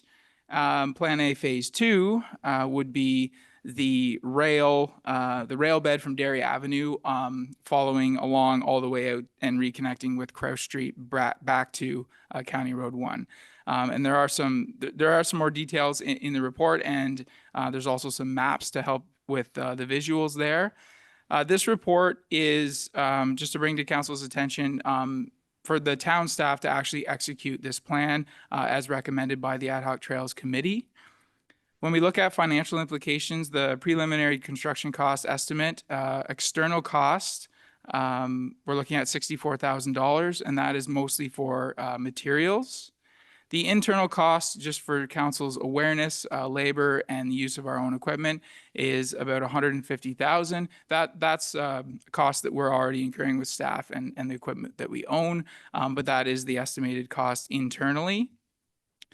So in consultation with the finance department, the external cost of $64,000 will be budgeted using DC reserves intended for parks and recreation purposes. Because we are expanding on our trail network, we are able to use the DC reserves. Staff are also in the process of receiving budget quotes for the rail removal from Dairy Ave to the east boundary of the rail bed. It is expected that this work will be cost neutral. However, we do not have the final numbers at this time. I was hoping I would have them for tonight. I definitely didn't have them when we published the agenda, but I was hoping to have them for tonight. We still don't have them. It's been indicated to us that the cost of the contractor to remove those rails will equal or maybe even be less than the scrap that we are going to receive revenue for. So that is good news. Just some operational implications. The project implementation would occur in the fall of 2026, likely mid-September. Staff and equipment are tied up with other capital works programs until then, and then we wouldn't be able to accommodate the project until that fall season, so that's important to note. Public works staff will take the lead on this. They'll get assistance from park staff and some cemetery staff as well. So we're looking to move forward. We're looking for council to essentially endorse this plan that's been laid in front of us by the Ad hoc Trails Committee. And we certainly want to thank them for their guidance and putting a plan in front of us that we could actually put some numbers to and hopefully execute in the near future. And with that, I will receive questions. Thanks, Chris. Is there any questions or comments for Chris with respect to his presentation of the report that's before us? Go ahead, Councilor Shank. No, I'll just move staff recommendation. Thanks, Mike. Mike has moved that council receive for information of the Parks, Recs, and Culture in-town trail development report, and further that council approves the proposed work plan to be undertaken by town staff, and further that council recommend the mayor include the project in the 2026 budget to complete Plan A, Phase 1 and 2 in the town of the in-town trail development proposed by the Ad hoc Trails Committee. And do we have a seconder? Second by Councilor Martin. Is there any further comments, questions, or concerns with respect to the motion that's on the floor? Yep, go ahead, Nick. I just want to say one thing is I'd like to thank the Ad hoc Trails Committee for the last 2 years of doing this and some of the trails that they've done and the work that they've done. And you can see it's coming to fruition. I wish it would start earlier, but we can't because of, we're trying to get it done as quick as we can at the same time with the manpower that we already have. So that shouldn't be left without taken because people have given up their time to come up this and argue on both sides of the coin. And they've come up with an excellent idea for an internal trail. Yeah, thanks, Mike. And you took the words right out of my mouth. It's encouraging to see the progress that has been made. And I know sometimes things in municipal government don't happen very quickly, but we've been able to move the needle on this and just want to remind everybody that this is a work in progress. We are going to get there. Like I say, I think it's, you know, what we're doing is building infrastructure for our municipality, right? That's just the reality of it. So you may see in the upcoming budget discussions as well that we've got some unique ways of trying to fund this as well. So thank you to Mike for mentioning that, you know, we'll start to see the fruits of the labor of the ad hoc committee here coming forward. So thank you to those folks that were involved in that. And hopefully we'll see some trails in the not too distant future. So is there anything else? Councillor Hicks. Thank you, through your worship. No changes. Just a question maybe for the clerk. I'm thinking in memoriam, benches, lights, when the time comes. I think there's already something on the books for that. Is there not donations? I know there's things along the boardwalk. Just, can this be included? Like once the trail is underway, people can maybe donate to that? Thank you. Yeah, through your worship to Councillor Hicks. So we do need to come up with a new commemorative policy that talks to tree planting, bench installations, plaquing, light post plaques, and things of that nature. And certainly there's a lot of areas in our municipality and parks and green spaces that could accommodate those. And we were thinking just that down the road, especially in that cemetery loop where it kind of figure eights to a common point and connects back with the existing roadways in the cemetery, would be a perfect place for a garden and a couple memorial benches. So that is at the top of our mind. Thank you. I should have known you'd already thought about it. Great, thanks, Councillor Hicks. Is there anything else? Seeing none, I do believe we have a motion. So all in favor of the motion that's on the floor? Opposed? Motion's carried. Next matter is the former CN spur line follow-up, and Mr. Grant and Mr. Nobes, I think, are going to speak to that.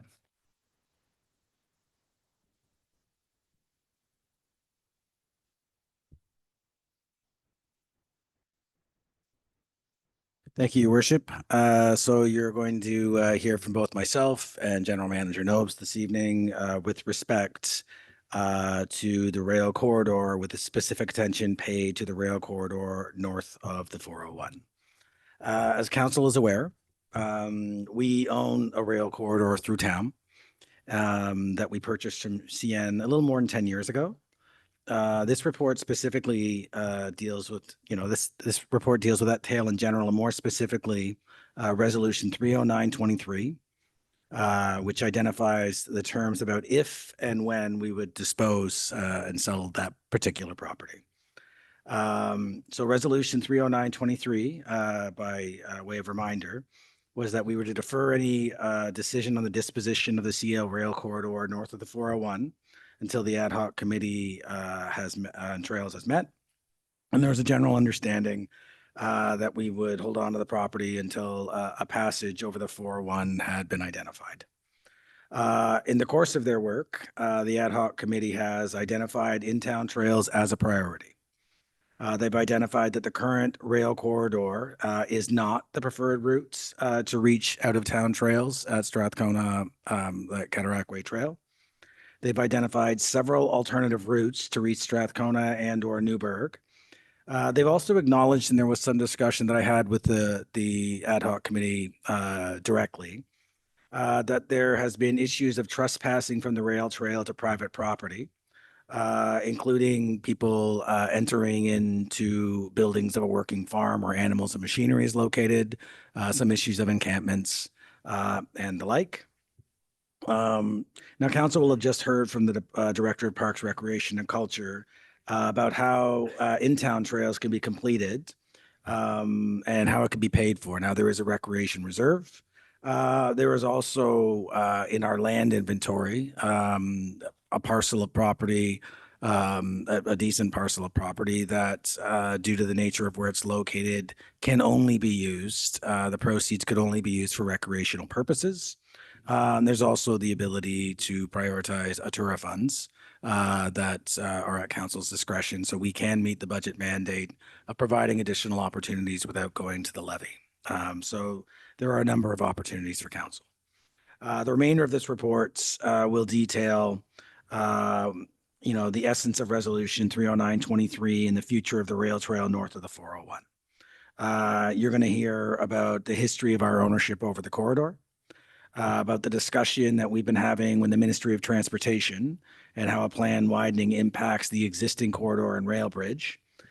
Details of the current corridor and where it is and where it's not, bordering properties and the like. A little bit more information on the land management issues that we've had, and it's not dissimilar to the issues that we've been having in Springside Park and other areas of the rail corridor. And we will have several recommendations for council's consideration in how we can meet the resolution that was put forward several years ago now. I'm now going to turn things over to Mr. Nobes, who will go over several of those items before I pick it back up with land management and the recommendations. Thank you, Mr. Grant. And through you, Your Worship, to members of council. So for a bit of history, the town purchased the entirety of the trail in 2012 for just shy of $45,000 after CN declared the line closed in 2009. Those costs included predominantly surveys and appraisal related fees, in addition to closing costs for legal expenses. Over the course of time, west of the urban core of the town, approximately 8 portions of the line have been sold off. So between the Deserano and Napanee border, running easterly towards town, 8 portions along that rail line have been sold off to private property owners. So this results in a disjointed ownership of the rail line itself, the former rail line itself. So the town owns a number of, I'll say, landlocked portions in between private property ownership. Beyond the eastern border, the rail line is also under private ownership. So if you can envision the bridge that traverses over the 401, approximately 2 kilometers easterly is around where the municipal border with Napanee and Stone Mills exists. That's under currently town ownership. Beyond that, in Stone Mills to the east, running another approximately 3.5 kilometers to Strathcona, to the Cataraqui Trail, is about 3.5 kilometers of private ownership today. So staff see that as a bit of a challenge, and I believe the ad hoc committee also saw that as a bit of a challenge to utilizing the existing rail line for connectivity from in town to the Cataraqui Trail, and have come up with alternative measures and options that council may wish to exercise in the future. Staff have also held a number of conversations with MTO related to the future of the bridge itself and the possibility of getting across the 401 with a trail.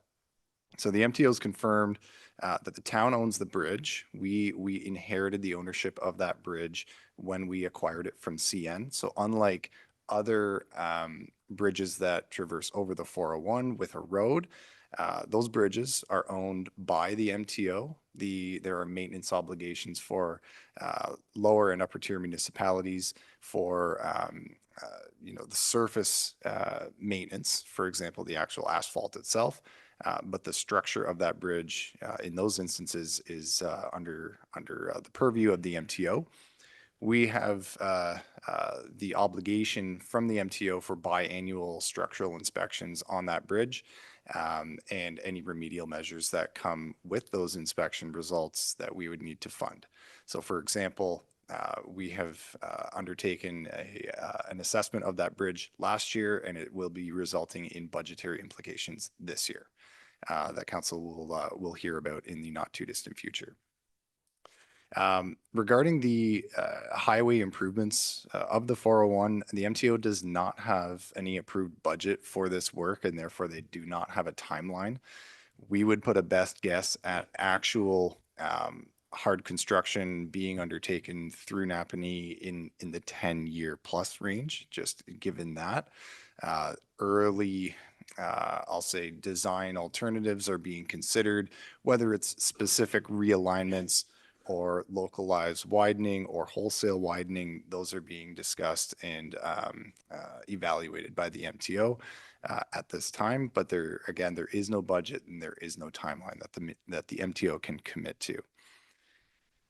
So in either case, the bridge abutments of that former CN bridge, the abutments are essentially right at the limit of the highway now. So there's the median, there's the shoulder, there are 2 lanes on either side. There's another painted line, a small shoulder, some guardrails, and then the abutments. So whether there's a realignment or an expansion, those abutments need to be removed to allow for a widened or realigned highway through that area. That ultimately means that the bridge would no longer be spanning the adequate distance where the abutments would be pushed back out to, ultimately resulting in the need for removal of the bridge. And therefore, I would presume that full removal of the abutments would occur at that time. So understanding that, and the MTO was able to at least commit to that level of information, that it is extremely likely, although they don't have a definite plan, it's extremely likely that that bridge will no longer cease to exist once works through the highway are taking place.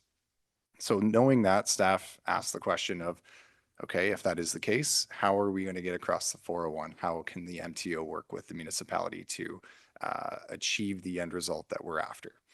The MTO noted that they would be open to cost-sharing agreements with municipalities for active transportation purposes where specific crossings are identified on infrastructure master plans or trails-related master plans. So this would mean the MTO would work with the local municipality when the municipality has identified, we want to cross at this location. They would work with the municipality to accommodate a widening of a bridge or adding and working on the structure of the bridge to accommodate additional pedestrian traffic. And they would be needing to be doing that during highway improvements regardless. So at that time, it makes sense that they would undertake all of that work as part of one project. They weren't able to commit to percentage splits of cost sharing, but if you can imagine having to extend the span of a bridge, there's a lot of structural work that would be going into that. And at that time, they can accommodate a modest widening to accommodate a decent sized pedestrian lane, I'll say, or active transportation lane. The MTO noted that any new bridge or new tunnel that does not exist today would be seen as a municipally led initiative, and that would be any installation to that effect, while they could accommodate it, would be solely at the cost of the local municipality. So knowing this and understanding this, staff would be making the recommendation that the most cost-effective solution would be to I'll say exercise existing crossings and exercise the ability to enter into cost sharing agreements at these existing crossings, whether it be at County Road 41, Palace Road, Newburgh Road, a widening of a bridge or a pushing back of abutments locally to accommodate both widened highway and additional vehicular and pedestrian traffic. That is something that would be undertaken through the municipal class assessment process, which is the process whereby the MTO goes out and solicits feedback on their project to widen the highway. So, excuse me, the cost sharing could take place only if it is identified in a plan, a formalized plan endorsed by council, and it really would only take place where an existing crossing is owned by the MTO. So the bridge ultimately would need to be removed as part of the widening, and any reinstatement of that, given that it's under town ownership, would be at the sole cost of the municipality in that instance. So with that, staff would recommend that any future efforts would be placed on locating a trails-related crossing at existing bridge intersections with the 401. And I'll turn it back over to Mr. Grant.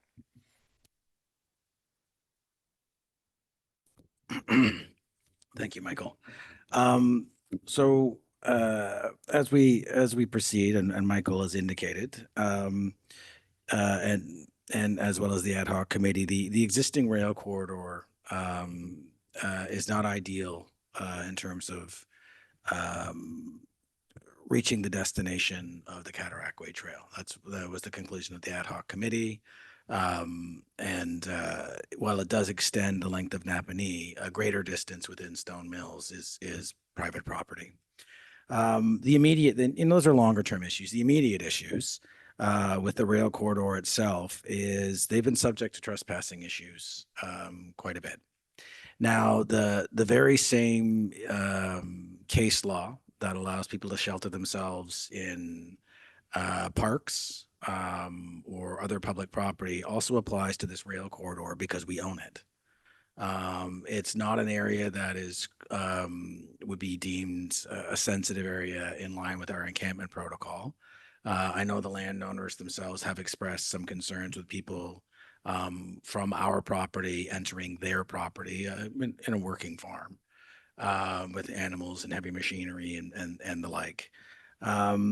So, you know, the only way to alleviate those issues short of consistent and constant monitoring, which doesn't guarantee the ability to stop that, would be to either dispose of the land or to delegate the ownership rights to other individuals so it no longer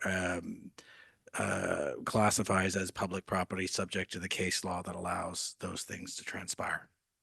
So with that in mind, you know, the recommendations that, you know, staff has come up with, and I would note these do not take into account the correspondence that was added to the agenda today, as that was a late entry, but the recommendations as we see them to meet the spirits of the initial council resolution on the future of the rail corridor and to deal with the ongoing land issues, which, you know, the ad hoc committee themselves, while they couldn't come to a consensus on what should be done, there was consensus that it was an issue and that, you know, any decision was council's to make. So the recommendations, you know, there is the, you know, number one, your options are do nothing and stick with status quo. It doesn't solve the problem that we're dealing with in terms of trespassing and other issues. Two, you know, sell the land, and that would be a class 2 land sale, and put the proceeds into trail development. Or three, lease a portion of the land north of the 401 for at least 10 years, the period that we estimate would be required for construction and certainty around crossing of the 401, though we have a good idea of where the crossings will be because there's roads there now and the roads will continue. And that would allow the property owners themselves under a lease arrangements to have the rights of a property owner without necessarily owning the property, and we would maintain ownership. You know, I think, you know, in my time and having these discussions, and I'm grateful for members of the ad hoc committee for educating me on this issue, and some of them are here this evening. But there, you know, that particular property itself, for some members of the community, represents a promise for what we were going to do in terms of connecting trails in town to you know, a Cataract Way corridor. For other members and private, you know, property owners, you know, the issue is that a committee looked at it and deemed this was not the route. The bridge that's there now won't physically be big enough to span the 401, and that we'll have to find an alternative location. And so there's a difference of opinion here. Those are the options that I came up with, and you know, with the team, and council may also have their own ideas, which obviously we're open to hearing. But you know, my personal perspective is to meet the what I would suggest are the principles of the initial resolution, which was you know, that land representing a promise to connect to trails outside of town and to allow property owners to prevent people from breaking into their buildings. A lease arrangement is what I would recommend at this time. But with that, I am happy, and Michael is here to answer any questions you might have, unless there's anything else that you would like to add, Michael. All right, so we're at your disposal. Just before we get into some discussions, Mr. Grant, I think it would be prudent if we address the correspondence that came in today and how that affects the overall picture. I think that's important. I mean, obviously it was something that none of us were expecting, but I think in order for us to have the fulsome conversation, I think it's important to integrate that correspondence with the discussion. So if you could expand on that, so. Sure. So I'll get us started and then ask Michael to fix anything that I broke. So the correspondence that came in indicated from several landowners, the Nybergs, the Suttons, and the Milligans, that they would be willing to enter into an arrangement with the town, a land access type arrangement. There are a variety of different ways that this can be achieved. There can be things such as easements, right of ways, straight up agreements. There's a number of different things that can be done there. And so with that, that opens up another avenue for lack of a better term, certainty for both parties. Now, from what I understand, Mr. Mayor, and I appreciate that you and I have had this conversation, and you pointed out to me that the parties themselves were searching for certainty. Landowners are looking for certainty that they can protect their property, and recreation and trail enthusiasts are looking for certainty that the promise of a connection will be maintained. An agreement with landowners for certainty that, when the time is right, you can traverse a property. I think is what what I read in that letter, if that makes sense. Michael, do you have anything to add there? Yeah, no, through you, Your Worship, I really don't have anything to add. That was my takeaway from the letter, is that there's an expressed intent from landowners in the vicinity to aid council in coming to a solution to the benefit of both, as Mr. Grant mentioned, the recreational enthusiasts and the landowners that are experiencing grief with certain instances happening in close proximity to their properties. And if you could just remind us, and I apologize, I probably should have brought the map of some of the suggestions from the ad hoc committee. The landowners that sent the letter in, do they have lands that would support some of the options, some or all of the options that have been suggested by the ad hoc committee? And you know what I'm trying to say is, do the folks that say, listen, we want to be a part of this, have those lands that will allow certainty for the trail people for maybe future use if it ever gets here? So. Yes, through Your Worship, I think what you're alluding to is the alternative options and routes that the ad hoc committee had identified are landowners within the vicinity of those routes. Are they the landowners mentioned in this letter, for example? In that instance, I would say predominantly yes on the Goodyear Road end. In addition to Newburgh Road, for example, just from memory and looking at mapping historically, I recall names in the vicinity of both of those routes. Yes. Yeah, and I didn't, and like I say, I should have brought the map myself, but I didn't want to put you on the spot. But I mean, it's something that these folks have the ability to provide that certainty that should a out-of-town trail be built in the future, this would provide a path better suited than what we've got so far, I guess is the best way to put it. Through Your Worship, yes. I mean, it's possible there might be a landowner that's not in the list of signees on the letter itself. But by and large, yes, I would say that the majority of landowners are included in that letter. Okay. Go ahead, Mr. Grant.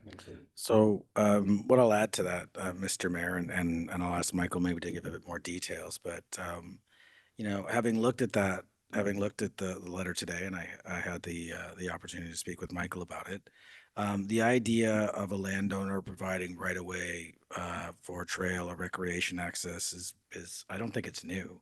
If I'm not mistaken, the development, a development downtown, we've entered into such an arrangement. Maybe you could speak to that, Michael. Yes, and through your worship to build on what Mr. Grant's referring to, for the public's awareness and for council, historically, this was a previous term of council, but through the Gibbard development approvals, when that site plan was approved and registered, the town took an easement for installation of a trail wrapping around the Gibbard site. So although we didn't take ownership of the land, we did take an easement for the town's right of access and use of that land as if we were to own it. So it's not a new concept, for example.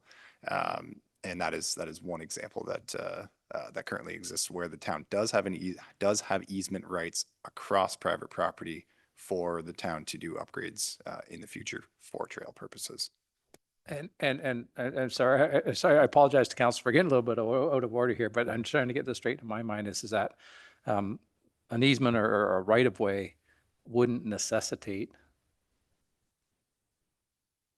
for better lack of a word, a land swap. It would be the land would remain in the ownership of the landowners. We would simply have a right of way or an easement, and that easement could be very restrictive in the fact that it can only be used for certain purposes. Am I correct there, or am I way out in left field here? Through your worship, no, you're right on the mark there. And so we would be able to identify, I'll say, a corridor on a survey plan that is of a certain width that the town and thereby the public would have the rights to install a trail, use the trail as if the town owned it, but without our strict ownership of it. It gives us an interest in the land is what it means ultimately. And through receiving such easement rights, the easement documents that would be registered on title would, yes, ultimately restrict to, I'll say, a specific lens, what can and cannot be done on that land and what it can or cannot be used for example. So although the town wouldn't own it, the town would have the unfettered right of access and use of that.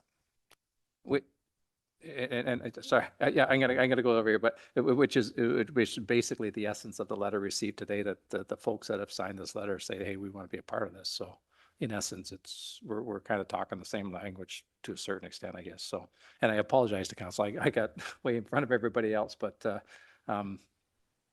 okay, I got it in my head. So I'll go to Ange and then I'll go to Mike. Thank you. I haven't spoken in a while. Thank you, through you, your worship. Okay. I'm not a lawyer and I'm not a planner. So land use agreement, which I believe is what you have right now with the Snowmobile Club. And I'm looking to the back of the room where two of the signees, or one of the signees is sitting. Is that right, Dave? You have land use agreement with the Snowmobile Club? What is the difference between a land use agreement, an easement, and a right-of-way? The land use agreement, I'm assuming, doesn't involve a survey, correct? And and I don't imagine this will happen, at least not in my lifetime, if the property changes hands, does the new owner have the right to cease the land use agreement? That's my question. Through your worship, to address Councillor Hicks' question, without knowing exactly what the land use agreement language is, I would presume it's an agreement between the Snowmobile Club and the current owner, for example. So I would presume that. I don't know the agreement, but that's typically what I've found is that any agreement that does not run with the land would cease to exist if there were a transfer of land. An easement does run with the land. So an easement gets registered on title and it does get surveyed out and it's identified as a part on a plan of survey, registered on title to say this title is has an easement on it for a right of way for access as identified on this survey plan, ultimately. And yes, and that would transfer with if there were a land sale. I appreciate the explanation. Second question. Not question, statement. The current landowners, the 3 current landowners that have that spur line running through their property, absolutely have to have some ways and means of controlling who accesses that spur line. So I'm totally in favor of something being done to prevent trespassing, 100%. My other question comes back to an earlier comment regarding the bridge removal over the 401. Since we own the bridge and all of the spur line, when MTO in 10, 20 years decides that that bridge has to come down, it's going to be coming down at their cost because it's our bridge and they want it removed. We're not on the hook for any removal, like demolition, removal of material, nothing. I'm just curious about that as well. Thank you. Through your worship, although that hasn't been explicitly confirmed, I would bet a lot on that being MTO's cost, much like instances where a private infill development needs to make a small change to the municipal infrastructure. Now, for example, it'd be at their cost, right? And very similar instance. We have inquired with the MTO about reclamation of the value of the bridge. So meaning when that bridge is removed, can it be plucked up and moved elsewhere for, disposal and scrap steel value, for example. If what the MTO did say in that instance is, yes, that can be done if there are, say, extraneous costs that are borne by the constructor at that time to pick it up and relocate it to a location that would be beyond their scope for the project. That would be likely on the municipal cost or at the municipality's cost. But we would have the ability to get that bridge and get some asset value back. Okay, thank you. So that was we went through the whole history of this. So the ad hoc committee's been going for over 2 years. And they've deemed, the ad hoc committee has deemed, they showed one route that went up Center Street, up to Goodyear Road, down Goodyear Road to the Cataraqui Trail in Newburgh. That was the most easiest, most concise route that we've seen. Which is kudos to the landowners. They got together, said, hey, you know what? We have a skidoo trail going through here. We'll do a land use agreement, whatever that agreement might be. We're going to give you some little bit of land or whatever you need to run a trail that will all the way down through there. The reason why I know it's one of the quickest routes into Napanee is a former fire chief lived in Newburgh, and he could make it Napanee quicker than somebody else. So he used to run right out that same Goodyear Road right from Newburgh all the way into Napanee. So that was the route. Now, when you look at the CN spur line north of the 401, all right, it's a dead end. All right, because it's already been sold past Napanee, so it's not going to go anywhere. It's just basically unmaintained, unused road allowance, basically, or a CN spur line. Now, that's fact number one. Fact number two is that there's no way the town has the money to go ahead and put millions of dollars into a bridge to go over and to hook up to a trail that will go to a dead end. So I think is what the ad hoc committee came up with, is that trail going to north down the Goodyear Road. The landowners are going to go ahead and get into a land use agreement to go ahead and give some land so to run that trail down in the future. So I'd like to make the motion that we go ahead and sell that north of the 401, all right, that spur line, and the money that was from that sale of that property get put into a reserve or a recreation account specifically for trails. And I think it's the most common sense. We beat this to death, to dead. And we've had the ad hoc trail committee go over it for 2 years. We've had listened here for the last half hour why it doesn't go anywhere. And this would solve the landowners' problems about security, which I totally understand. All right. And then at the same time, the same landowners and other landowners working together will, you know, have a land use agreement on the north end down the Goodyear Road. All right. So they could have a trail. So it's a win-win from all parties and all people that are invested in this. So that'd be my motion. So it's basically a good chunk of recommendation two to a certain degree. But that's what my motion, I just need a seconder.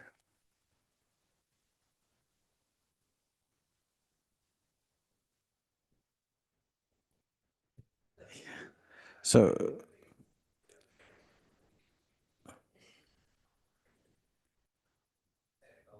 so through you, Mr. Mayor, I wouldn't mind getting a bit of clarity about the mechanics of this.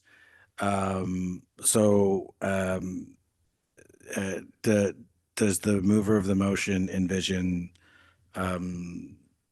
sort of some sort of lease arrangement until such time that a land use agreement or some other right of way, whatever the instrument is in place? Or is it that it's sold and then you work on the other trail?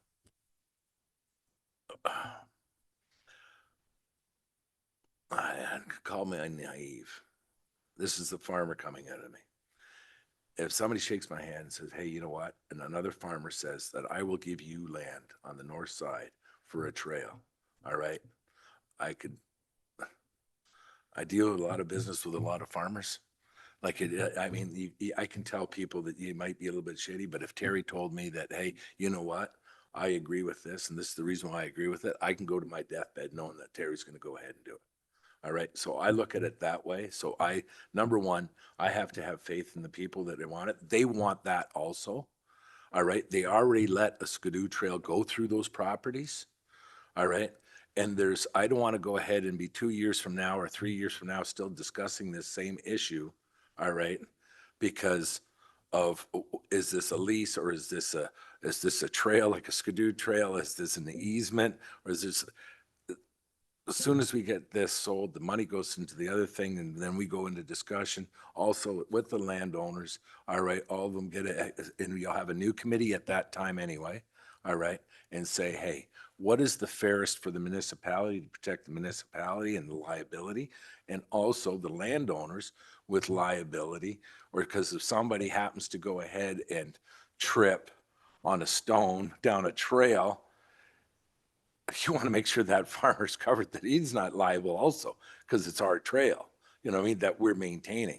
So that's a whole nother issue with the whole committee and everything else. But if the farmers and their intent are to do this, I can guarantee you, and I would call me an uncle, all right, but I'll guarantee you that their word is their bond, and they would do it. Number one, let's get it sold, get this put to bed. Number two is when I have this new committee set up, which I think Terry we were agreeing on, and then have this new committee set up and say, okay, the money that we generate from the sale of that property, I know we have the DCs that recover this internal trail.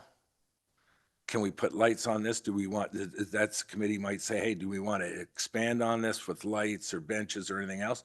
Or do we want to start the trail on the north end? You know what I mean? That goes to the Cataraqui, which everybody would love to see. You know what I mean? So I think that's a whole nother issue that the committee needs to discuss and bring a proposal to council and everything else. That's just my thoughts. That's the way I feel. I understand, and I appreciate that, but I'm not going to call you uncle.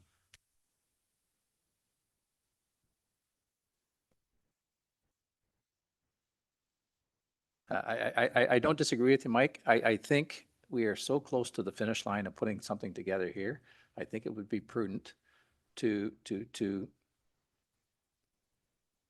come up with a conclusion as a package, at least in my humble opinion. Mr. Grant, I mean, again, we're going to venture away from probably the recommendations that are here. And I think maybe we should, but in light of what is being said tonight and the stuff we've learned, in order to put something together, this isn't going to take months, I don't think, is it? Can you meet with the three landowners, consult with the ad hoc committee, and put something together with respect to the right-of-way land use agreement that these folks have suggested, and bring it back within the month? And I know that we're not going to get it done within the month because, like I say, if we can make this thing happen, then I understand that we got to have surveys and all that kind of stuff. But can we put the ball in motion so this thing is starting to move forward within the next 3 or 4 weeks, I guess is the best way of putting it. So through you, Mr. Mayor, I think what I'm hearing is how fast can we move on getting some forward motion on this, and what would that look like? And so I would say within days or a couple of weeks, we could probably come up with a lease arrangement that allows property owners to have oversight of the property right away. I would say to arrive at an arrangement for land use arrangements or anything else would be a matter of months, because we are the approving authority. So we don't need to seek anyone's approval other than the landowner for that, if I'm not mistaken, Michael. So I would say in a staged approach, an agreement maps out who has what rights in the short term and then what the longer term thing is. But I think within, we could have a plan in front of you within weeks, and we could have something like this wrapped up within months. And in that process, running concurrently, if we get to the point where we're going to sell this piece of property, which it sounds like we probably are going to, that would run concurrent with respect to what's happening with respect to the folks that want to help us out and reroute, for better lack of a word, reroute the trail. So through you, Mr. Mayor, and again, I'll ask Michael to weigh in if he has anything to add. I would suggest that if I were to organize something like this, I would arrange immediately a lease agreement to prevent the trespassing problem that exists. I would build into that agreement an option for a Class 2 land sale, because the land is landlocked. That, you know, when a right-of-way or an easement or whatever instrument you have is identified and surveyed, which doesn't take a too terribly long time, that immediately triggers a Class 2 land sale. And you build that into an agreement that, you know, once we have worked with, you know, willing landowners, which they've indicated in writing there's willingness, and achieve that outcome, then the land gets sold because another path has been identified. And we could take care of that in a matter of a lease arrangement would be a couple of weeks. Survey work would be a couple of months, or what would that be, Michael? Through your worship, depending on timelines for surveyors, I'd say we'd be in the multiple months, certainly on getting in the queue and then getting the work actually commissioned and completed and registered. If we go the route of formalizing easements through parts on a plan of survey, that we're in the multiple months to do that. Yeah, go ahead, Jess. Sorry, and just through your worship, we would also need a survey done to sell the land, because our policies state that we need to divide up the spur line along existing property lines, so that you're not having somebody have a chunk of spur line that goes all the way up into someone else's property. So survey is going to need to be done either way, which does add multiple months. And at some point in this process, council does also need to redeclare this land surplus and issue public notice if it is your intention to sell it. Timing on that can run concurrently to all of these other processes, but I do just want to raise that that's an obligation as well. Go ahead, Ange. Thank you, Jessica, because you addressed two of the things that I was going to ask.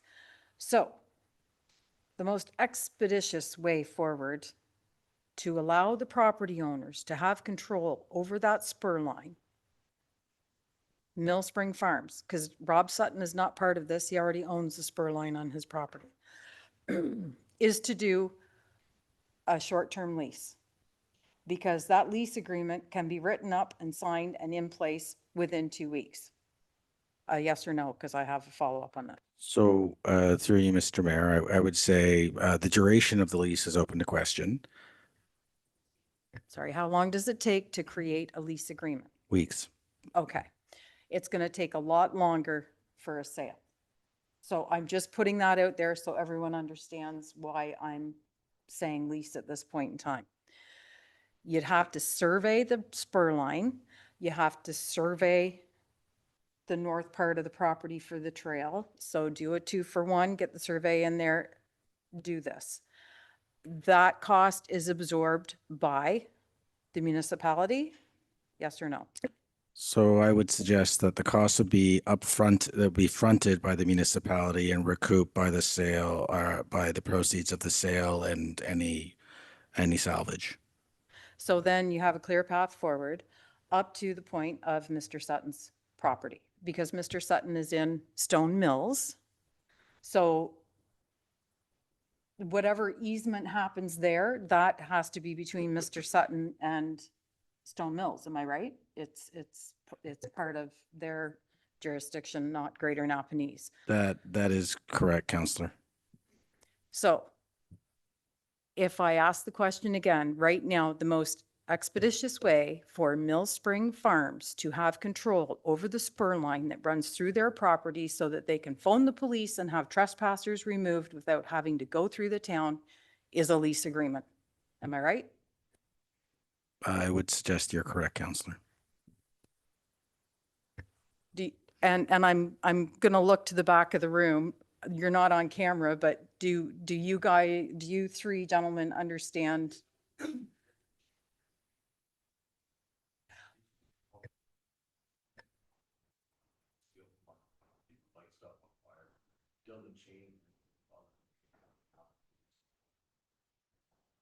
Right. So. Mhm. Mhm. But it's no longer town land. It's which you can do because you're leasing it. Am I right? You have the right. You can park a dump truck full of manure at the entrance and it's basically it's your property to do with what you will. I'm only looking at right now, moving forward in the short term to give you guys the right to do what needs to be done, because when you lease it, in effect, it becomes your property.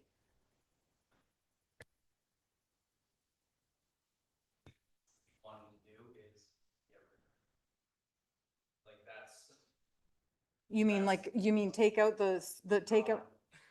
Oh. The only way forward is gone. Okay. It would be remediated back to its To- original form. And you can plan on it. Yep. Oh, And that would remediate okay. problems that doesn't exist. Right, but- It's the whole- Right. So, but in the short term, because to sell it, as the clerk mentioned, we have to redeclare it a surplus, yada, yada, yada. In 2 weeks, though, you could have a lease agreement that says, I own this property and I can do whatever I want, with the intention to sell it to you as a Class 2 property. Mm-hmm. Mm-hmm. Nope, I'm not asking you to survey anything. Should we maybe have them come to the Yeah, microphone, why- Counselor? Somebody Yeah, come on. I think Dave, I think it's, I think. we're the getting way discussion outside the is- box here. We'll get you so that everybody can hear this. You know, yeah, come on up. No, please come on. Saying that changing it from where the MTO, we were under, the ad hoc committee was under the kind of assurance that we were going to get a corridor. Now we're looking at using existing bridges. So the northern route may not be preferred as the road route now. So what I'm saying is, you have landowners that are saying, yes, we are willing to discuss a land use agreement. As far as mapping one out, No. Today until we know what they're. No, and that's, and I think that's why we want to try and move this thing. I think everybody here wants to move this thing forward. I really do, Dave. And go ahead, Mr. Grant, and I'll continue. Okay. So not to interject, and I am aware that there is a motion on the floor. But I would suggest, as a path forward, I think what I'm hearing here is there's a desire to assist landowners with preventing trespassing. There is a recognition that the rail corridor is not the route for out of town trails. There is a willingness in writing from landowners to enter into some sort of arrangement with the town to connect in-town trails, which are going to be coming forward to the budget process, to the Cataract Way Trail. And I would respectfully submit with respect to the motion on the floor, but I think the path forward is, you develop a lease agreement with a clause in there that allows for a sale. You indicate in that the survey work, like whatever route is selected, I think we'll need advice on that. And whatever route is selected, the town will bear the costs for the survey and the like, and would recoup those costs with the sale of the land, and then some. And anything else would be directed to trails. I think that gives the landowners the certainty they're looking for longer term, that a sale is coming once we've taken them up on their kind offer. It gives the certainty, I think, for recreation enthusiasts that an alternative path has been selected and locked down and surveyed if that's required. And you put that in writing.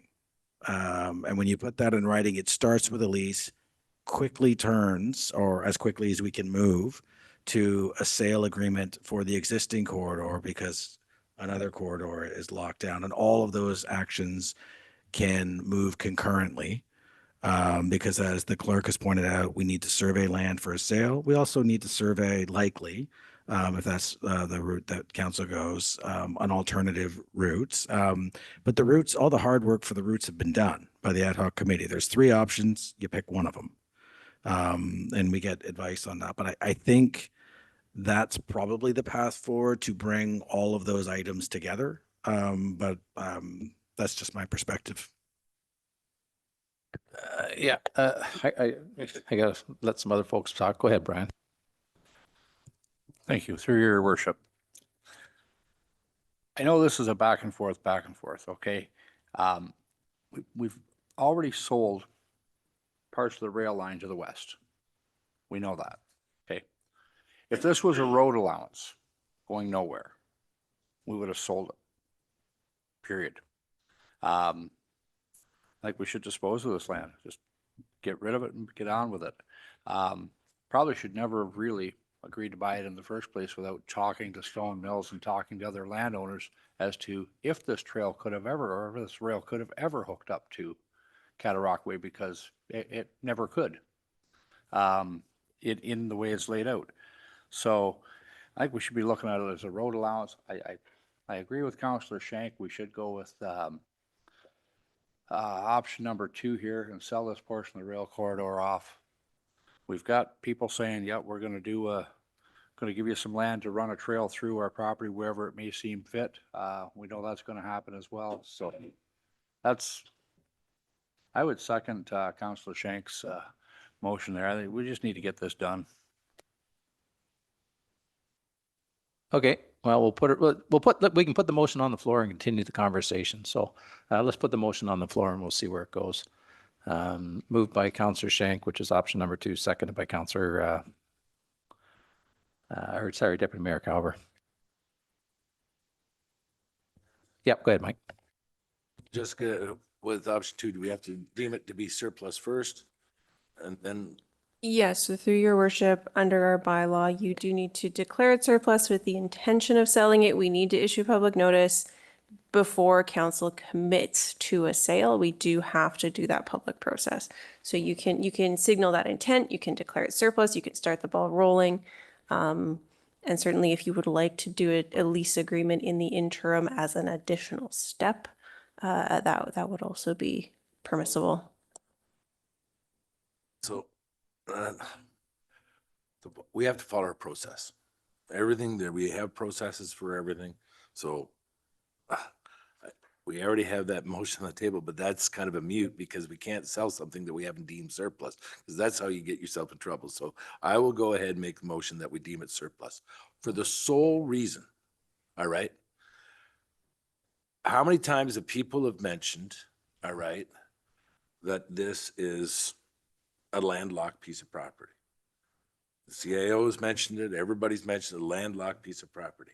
Now, if you're the landowner, I just ask yourself this question. You've got a multi-million-dollar business and you got a landlocked piece of property in the back, all right, right behind your barn. And it's not going anywhere. You can't use it for a trail or anything else. And then you, out of goodness of your heart, you say, you know what? I can understand the people in the town and they want to have a trail to get onto the Cataract Way. Let's get into a land use agreement, you know, that we can go ahead and possibly, you know, we'll give them some property along the back end, right along Goodyear Road. It's not behind my barn. I have more security. And then people have their trail also. And then if you say, well, I'm not going to go ahead and into that agreement until before I get that land, before I get, they could give you this land for sale, which is landlocked. You know what I'd probably tell you? Just say, you know what, guys, I'll stick with it as it is and tell you guys to have a very nice day. But the point is what I'm going is saying, let's deal with the first issue. It's a landlocked piece of property. It doesn't, that trail's not going to go anywhere. In the meantime, you're going to have a new committee that's going to study, that's going to look at what, with public input, what trail, where it's going to go. And the landowners are going to be happy and work with you. All right. And they will work with you to go ahead and have that means, but you can't ask for the cake and eat it too, guys. So all I'm saying is if you have a legal issue and everybody says that the bridge is going to come out, we're not going to be putting a bridge. It's a landlocked piece of property. They're going to sell that property. We're going to, they'll buy the property. And then in return, we're taking that money and putting it back into the trail. And they're working with us to create another trail to the Cataraqui Trail. So it's a win-win situation for everyone. Well, that's the way I look into it, unless I'm right out in left field. All right. So I'll make the motion. I don't know if we can have two motions on the floor. Well, I'm going to rely on Madam Clerk. We do have a motion on the floor, and I think there's still going to be a little bit more conversations with respect to that, but we'll have to figure out, because I think you bring up a very valid point, is that we can't, the motion's not valid because we can't do it until we do a bunch of other stuff, Mike, so I think you're bang on there. So I guess this is the way I see it, is we've taken an extremely best words I need to explain this, a situation, and we've got some solutions. We've finally got some answers after about 2 or 3 years, and there's been a huge amount of commitment by our community members, specifically the 6 people in the ad hoc committee, that probably started out not seeing eye to eye, but finished up coming up with a solution that I don't think anybody ever thought we could come up with, which is a path forward. I think we owe it to those 6 folks to provide certainty for the landowner and provide certainty for the future trails within the community. at least in my humble opinion, I don't think at this point there's any benefit to piecemealing this again, because once it gets piecemealed, it becomes problematic. So there's obviously, as we've just heard, a whole lot more work that has to be done, first of all, with respect to the future sale of the rail line, but also the future designation, for a better lack of a word, of a possible trail outside the town of Greater Napanee proper, urban area. I know we're trying to answer this thing tonight, and I'm not sure we're in a position to answer it tonight. I really don't think we are. I guess in a perfect world, we've come a long ways tonight in the conversations that we had here tonight, because like I say, I think we, I mean, obviously the correspondence come in this morning, and in my humble opinion, it's a bit of a game changer. I think it is, because it gets us an opportunity to get to the finish line here. I don't think that we should not use that information lightly. And I guess in my humble opinion, I want to see what's best for everybody. I really do. And I think that we are very close to doing what's best for everybody. So anyways, that's my words. So go ahead, Ange. Thank you, Your Worship. Okay, so I just confirmed something with Mr. Brown based on his earlier report on the in-town trail. And this goes back to something that Mr. Milligan said and Mr. Hamill about, we want it gone. We want it back to arable land. The quote that was requested, so hear me out on this, okay? As long as the town owns the spur line and it's being leased, stay with me, so we lease it to you, we own it. The quote that was asked for was for the total removal from Dairy Ave all the way through your property with your permission for whoever the company is, and they'll remove it at the town's expense. So the town assumes the responsibility while the property is under lease, okay? So you get it gone. In the meantime, things are moving forward with establishing the actual trail route. And then when it comes time to sell the property, you're the only guys that can buy it, and the spur line is gone. No, that's what I'm saying, Dave. You-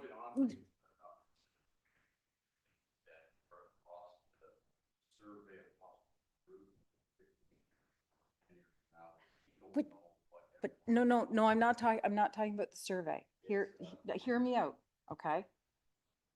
If the town still owns the spur line, which we do, with your permission, there's an agreement. Obviously, we would have to come to you for permission to access that portion of the spur line that runs through your property.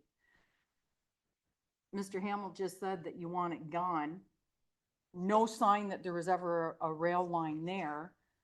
The town will look after that for you, but in the meantime, you have control over it because you have a lease agreement.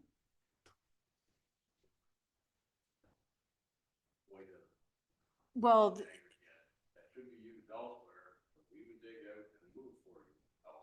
okay, so maybe we work it out that we'll have, it's no easy task removing or laying rail. Trust me, I know this.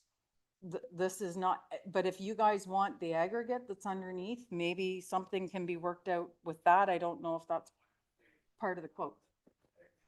Sure, but what I'm saying is it could be gone at no cost to you if the town actually owns it. And I think we're getting way off sides here. But it's a solution. I know we have a solution. I think we've got a number of solutions. Mr. Grant, because I'll let you go, and then if there's nothing further, we'll call the question with respect to the motions on the floor, and then continue on if we need to. So Through you, Mr. Mayor, I would just, I say, one, I think in light of the correspondence that came today, I'd be remiss if I didn't say, had I had the correspondence earlier, I think I would have given you a different recommendation. which would have been a lease, which transfers into an agreement of sale. That provides a level of certainty I didn't have when I wrote the report. But I also think in light of the conversation, there's more details that would need to be worked out to build on the work that has been done. But I would just add that, Mr. Mayor. Thank you, Mr. Grant. I know that we're going to have some further discussions on this, but let's deal with the motion that's on the floor and we'll see where we go from there. But before we do that, we're going to look for a motion to go past 10 o'clock because we're creeping up on 10 o'clock. So before we get lost in that. So moved by Deputy Mayor Calver, second by Councillor Hicks. If there's no further comments, questions, concerns, all in favor of that motion? Opposed? Motion's carried. Okay. We do have a motion on the floor. Madam Clerk, it's best, we've had a lot of conversations. It's best that we reread the motion that's on the floor. So through your worship, the motion on the floor based on option 2, I believe in the staff report, is the council receives the report for information. Further, the council declare the rail corridor north of 401 as surplus land, categorized as class 2, with any proceeds to be allocated toward future trail development, and direct the public notice be issued in accordance with the land sale bylaw. And I believe in further that we can remove resolution 309-23 and 372-25 as resolved.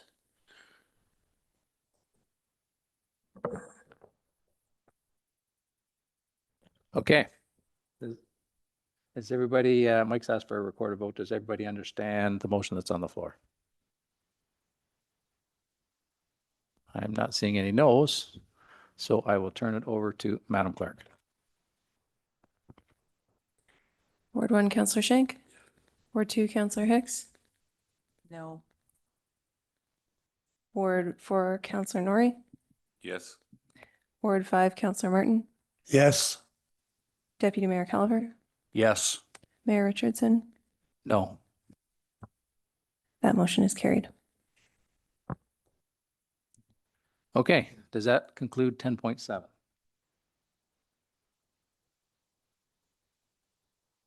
Okay. Unless somebody wants to make another motion, I think that concludes 10.7. Sure.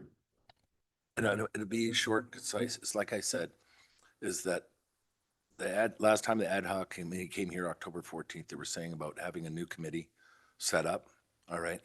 The eligibility of people that are on stuff like this, they should get that going.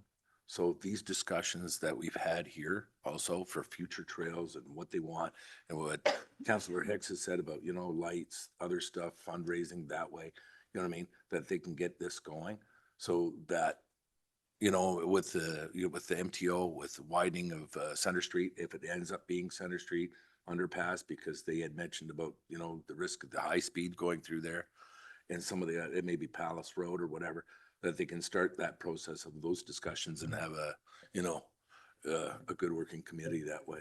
It's just a future thought when you have your SLT meeting, say, hey, what should we do here, guys? So through you, Mr. Mayor, that work is already underway. I can confirm that Madam Clerk has already laid out what considerations would be for our future committee. And that is a subject of discussion at senior leadership tomorrow as a result of the conversation decisions that were made here this evening.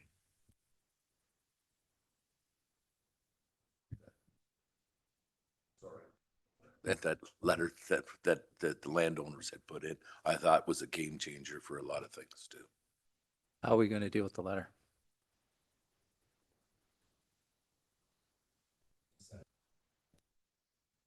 Go ahead, Mr. Grant. So through you, Mr. Mayor, with respect to the letter, I would suggest that we would come back and talk about next steps about discussions with the landowners and their offer and how that fits in with the future of an ad hoc committee or a trails committee. And we would come back and lay out the options based on the information that came in today and the previous direction about the future of the committee. And we would combine those two and give you options. And do you need that by way of motion, or are you good with that instruction? I always like a motion, Mr. Mayor. Would anybody like to make that motion? Moved by Deputy Mayor Calver, second by Councillor Shank. And Madam Clerk, do you have what you need with respect to that? Through your worship, I believe that is that the mandate for the proposed new trails committee incorporate the information contained in the letter that council received today. Marvelous. Everybody aware of the motion that's on the floor? We'll call for the vote. All in favor of the motion that's on the floor? Opposed? Motion's carried. I'll ask, is there any other motions anybody wants to make or no? Not a motion, just a question. What is the timeframe, Madam Clerk, regarding relisting or reinstating the property as surplus land and doing it, the sale and all that? What's the timeframe? Through your worship, likely several months because we need to legally define the land in order to sell it. So we need to engage a surveyor. Okay, thank you. Okay. Is there anything else? Okay, let's move on then. 10.8, waste disposal sites, charitable organizations. And Andrew, you're going to speak to that one?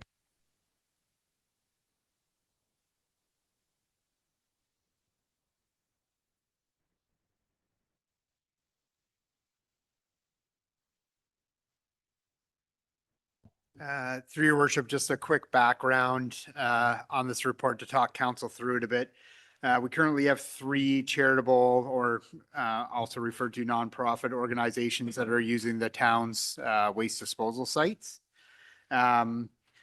without charge. And so the exact approval dates and the process that those approvals went through are unknown. Staff are aware that those approvals never came to council, and we know that they should have, and so we're trying to correct that wrong in that regard. We acknowledge that it's not the responsibility of those organizations to bring those things to council, and it was staff's responsibility to do that.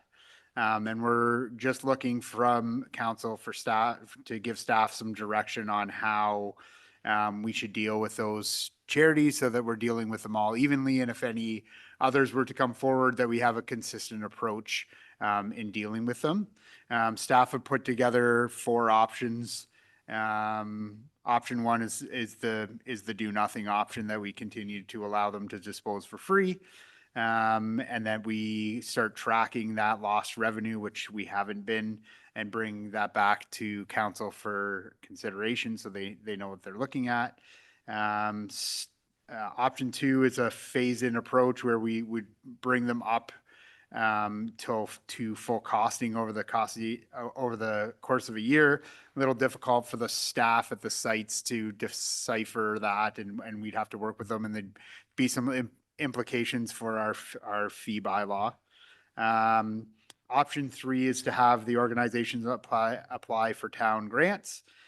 We've done this with some other similar service requests that we've had recently, and that option would be keeping in line with things we've done with things such as the community garden.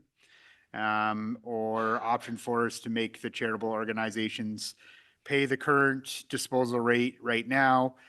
Staff aren't really in favor of that option because it doesn't recognize the important work that those organizations do in our community, as well as puts them in a difficult spot, knowing that this has gone on for a long time, and that it's something that staff want to bring to council to get corrected. So staff's recommendation would be that we move towards option 3, but we give those organizations a lot of background and time to make those applications, to bring forth to council so that they're considered on an individual basis.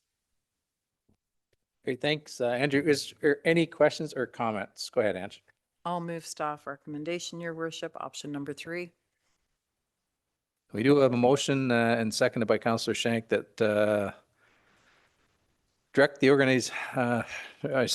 council receive for information the waste disposal sites charitable organization report, and further that Staff direct organizations to apply for grants 6-month grace period, and further that council direct that the informal permissions for the certain nonprofit organizations to use town waste disposal sites at no cost be ended after a 6-month grace period, after which all nonprofits will be required to pay standard disposal rates, and further that council direct staff to refer the affected nonprofit organizations for the community grant process as the preferred avenue for any future municipal support. Is there any further questions or comments? Seeing none, all in favor of the motion, it's on the floor. Opposed, motion's carried. Town of Greater Napanee Blue Box Transition Report Number 10, update on non-eligible sources collection options. And Andrew, you're up again. Through your worship, here we are again talking about blue boxes and non-eligible sources. I'm hoping this is the last time we have to discuss this at council. Doing our best to bring you the most up-to-date information staff has. In hindsight, had I known I was going to be receiving this information, I would have brought you the report 2 weeks ago. But in light of the new information we have, we think we've got enough information that council can make an informed decision moving forward. So I won't belabor the background information. Council's well aware of that. I'll run you through the option. Option one is that our non-eligible sources would be left to their own devices to figure out how to collect and process the recycling. Option two, I'm going to dive into a little bit more here. So it's the option two is to commingle the non-eligible sources with the eligible sources of the site.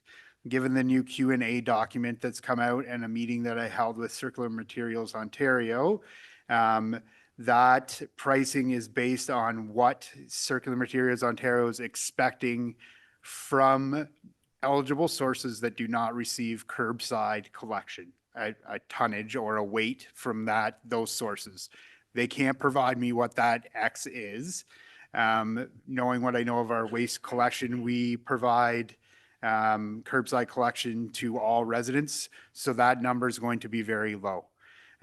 So what we looked at, and then any materials over and above that weight, the town would be responsible to handle. And handle includes holding a contract with that waste collector to remove that, pay for that tippage and the tonnage that comes along with it. So staff went back, we looked at 3 years worth of what we're collecting at the sites, because currently we're not taking any non-eligible sources because our bylaw does not allow that. And we're around $18,500 per year that we'd be paying to that. And so if we do not go with option two, Circular Materials will pay for anything that's collected in those bins. So if it's only if it's only eligible sources going into those bins, they will pay for it all. So the best example is I receive curbside collection at my house. On the normal week, I put out my recycling.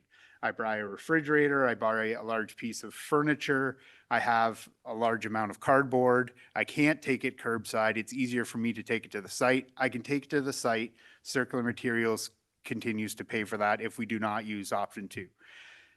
If we do not allow non-eligibles to commingle. If we allow non-eligibles to commingle, when I take that large piece of cardboard and put it at the site, the town is now paying for that for the producers. So in staff's opinion, that's not a great option, because when we commingle, we end up paying for eligible sources, which are supposed to be paid for by the producers. So option three is that we have separate bins at the site. We hold our own contract with a waste disposal company for non-eligible sources to use separate bins. So we know it's only collecting non-eligible sources. No eligible sources would go in those bins. I've reached out for pricing on those. I haven't heard back. But knowing what we had in 2024, we're looking at about $330 per bin tip for those bins. And then a tonnage of about $115 per ton for our commingle, which would be your plastics and your aluminum and cans. Cardboard is usually a flat rate of just the tippage. So I'm sorry if I confused council on that, but I'm available for questions. Okay, thanks, Andrew. Who wants to start? Through your worship, 10 o'clock at night is not the time to be trying to wrap my brain around this. So the non-eligible sort is, so if we went with option number 3, who's paying for the separated material? The ICI, like the non-eligibles are paying for it themselves? Through your worship, if we go with option 3 and have separate bins at those sites, if we don't enact a fee for that, that would fall on the town to pay for that. And do we know how many bins we would need and how often they're tipped? Through your worship, we don't have a handle on the amount we would receive for those non-eligible sources if they don't receive curbside collection. I've been working with the waste contractors back and forth to get pricing, trying to get pricing on as needed tips as we run with our other bins at our sites versus a regular routine pickup that might not be required. Just a further question. Has anybody in the commercial or light industrial, and I'm thinking primarily the downtown corridor, retail businesses, has anyone reached out with questions, concerns to either you or Mr. Grant with potential options or help us, we don't know where to go? I'm just curious. Yeah, so through your worship, we held our first open house, quite pleasant in the number of people we had. So we had around 30 to 35 individuals. Some of them were non-eligible sources, express some anger and frustration with the system, which isn't the town's issue, but we tried to talk them through it. What they're waiting for is what options they have and to get that information out to them as soon as possible. And that's why staff keeps bringing these reports to council without maybe all the fulsome financial information, because we need to prepare those individuals as members of our community and businesses for this transition. And the sooner we can get something out, we have a plan to send out individual mail outs with what their options are. And if they choose to go with option 1, we're going to have a list of contacts for them so they can contact different companies and get quotes. But it's the timeline that those individuals in that meeting expressed was their biggest concern. Thank you. Counselor Shank. How many non-eligible places is there? I remember you said last time, but I can't remember. Yeah, so through your worship, we estimate there's about 134 non-eligible sources. That's including institutional, commercial, industrial. We know for a fact that not all of those non-eligible sources are using our current curbside collection through the town. Some of them have their own bins and means of disposal for recyclables. So all I'm saying is I know people are going to hate me for this, but the commercial business that I have in Kingston, I have to provide the recycling, I have to provide, I have to do it all. All right. And that's with the city of Kingston. So if we put out a separate bin, how are you going to tell that, no, that's not your bin, that is for ineligible source people, you know what I mean? So it's going to be so hard to police, and it's going to be so hard to look after. So the only way I think you can do it is a piece of property that I own, I'm the landlord, and I supply the dumpster, all right? So I don't know how they're going to arrange it, but I think the only option that the town of Greater Napanee has that's going to be the simplistic for us to go ahead, or else it's just going to be a managing nightmare as far as I'm concerned, is to go with option 1, and which is basically, hate to say this, but you're on your own. You know what I mean? We didn't put you in this position, but all I'm saying is how on earth are you going to police it? Because I know there's several businesses in town that have their own dumpsters and they have to look after all their own stuff too. So. Go ahead, Deputy McHoward. Thank you, through your worship. Unfortunately, I didn't make the meeting the other night. I was had to go to a wake, but I've had a couple of people from downtown that rent apartments above the commercial. They don't own vehicles. How are they supposed to get their recycling somewhere if it's not being picked up where it's always being picked up?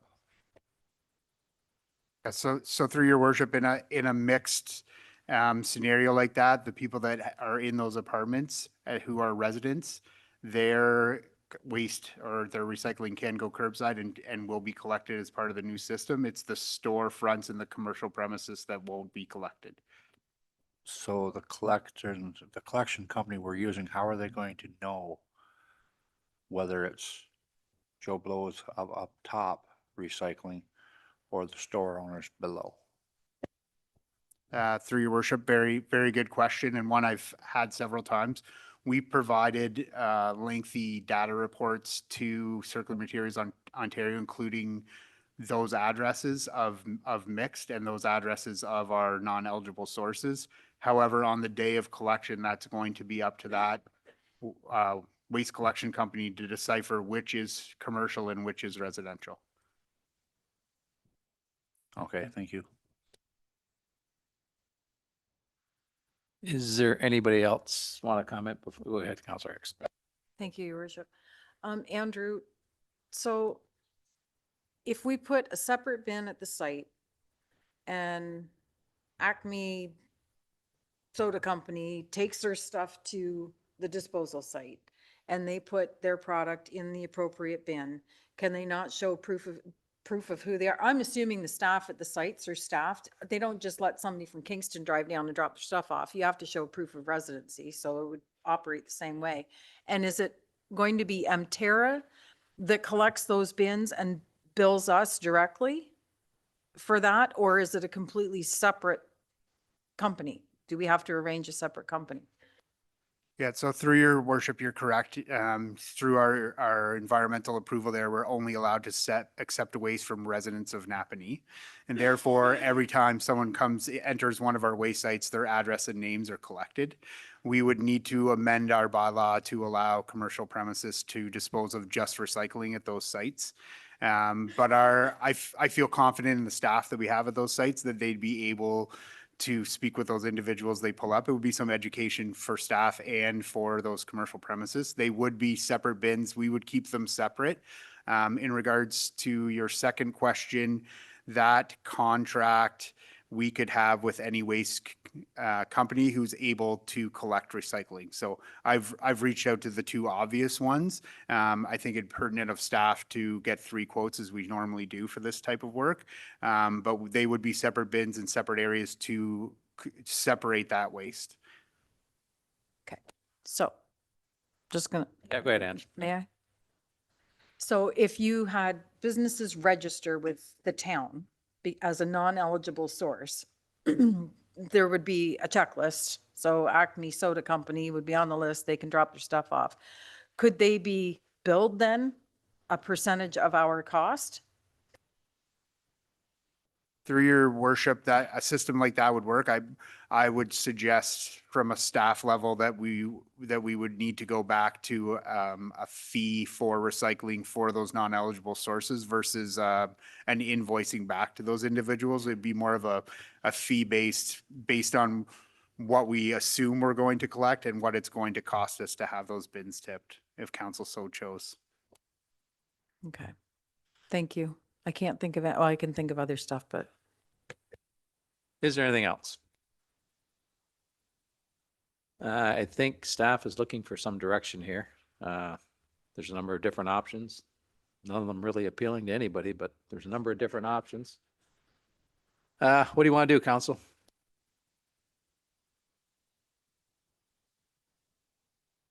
Go ahead, Mike.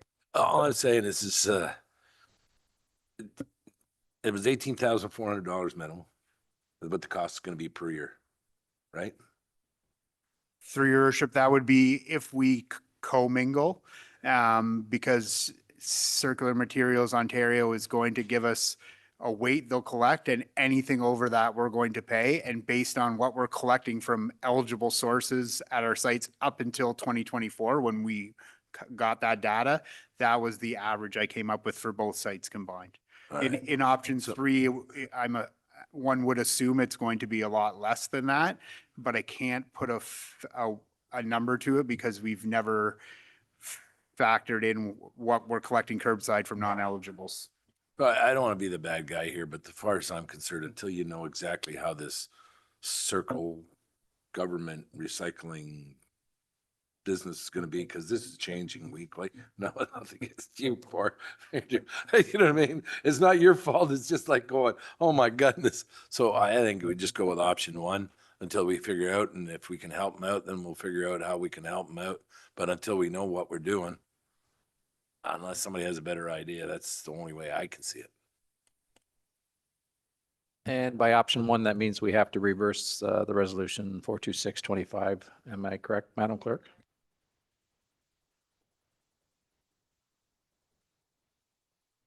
Am I correct with that, Jess? So through your worship, yes, you're getting new information, which makes it a valid reason. I would just, for greater certainty, make sure that the resolution includes an acknowledgement that the resolution 426 is being reconsidered and that you are doing option one instead. What do you suggest, Terry?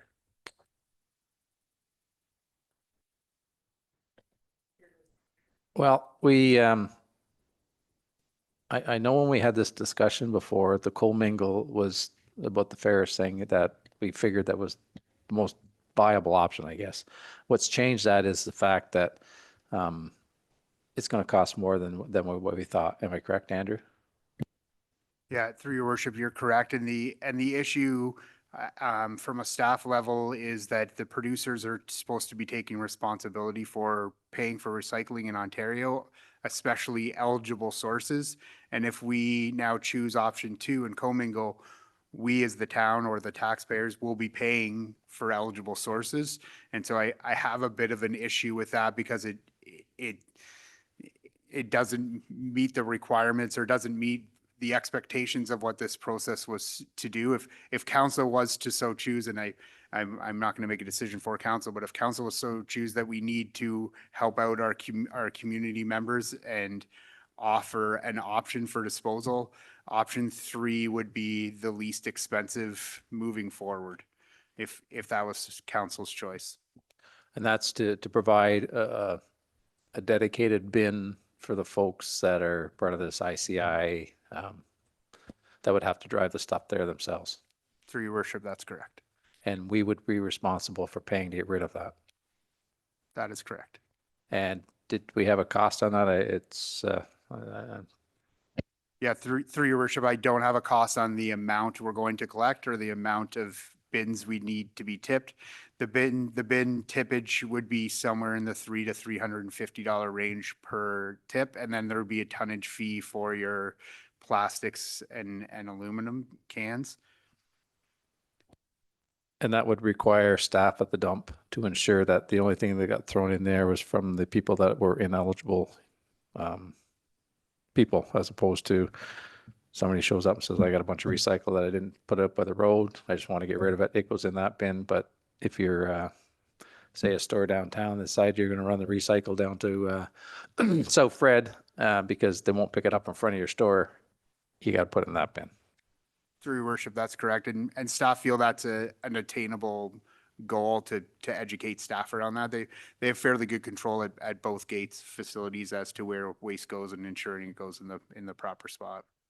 And it's a bit of a wild card as far as we know what the tippage fees are going to be, but we just don't know what the tonnages are because it could be empty one week and full the next, right? Through your worship, that's correct. And that's why staff's working on a per required tippage versus a normal visit weekly from trucks to the site to tip bins that might not be full. And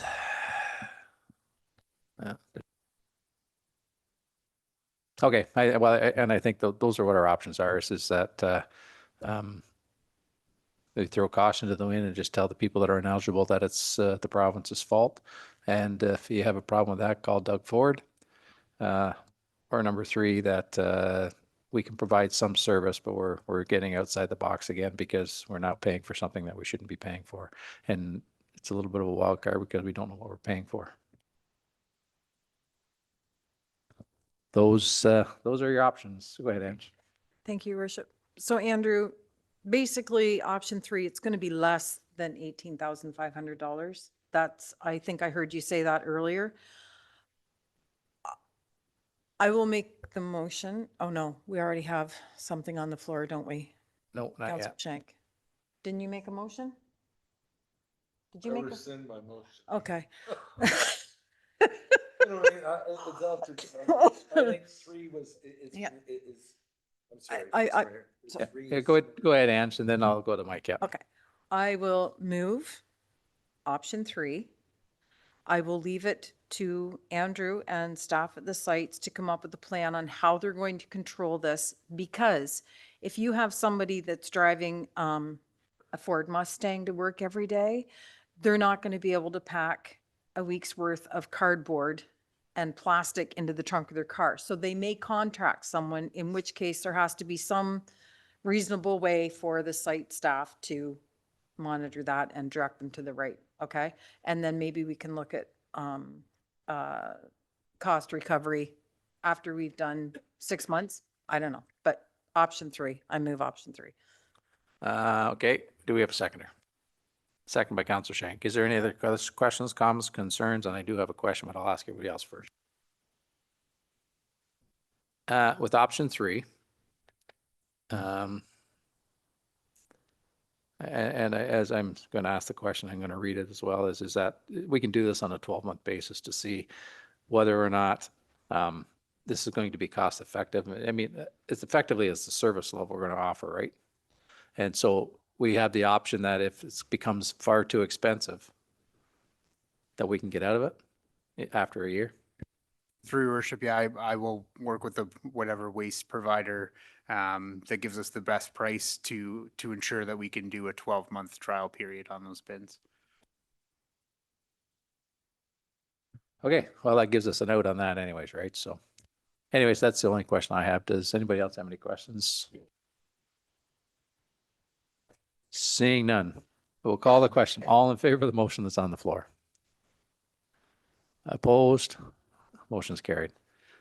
Growth and infrastructure, request for land transfer east of 367 Camden Road portion of Millhouse Yard Stormwater Pond land. Mr. Nobes.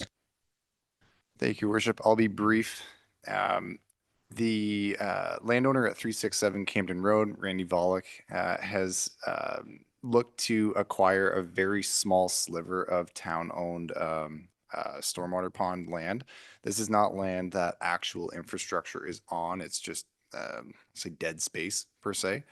On the second page of my report, I show the land in question with the small red rectangle. This is really intended to just square up his property limits to allow him to install a fence that does not have unnecessary jogs and to give him a little bit more usable yard space in that area, and would clean up property lines with the town storm pond and allow us to finish construction of the fence after Mr. Volek does.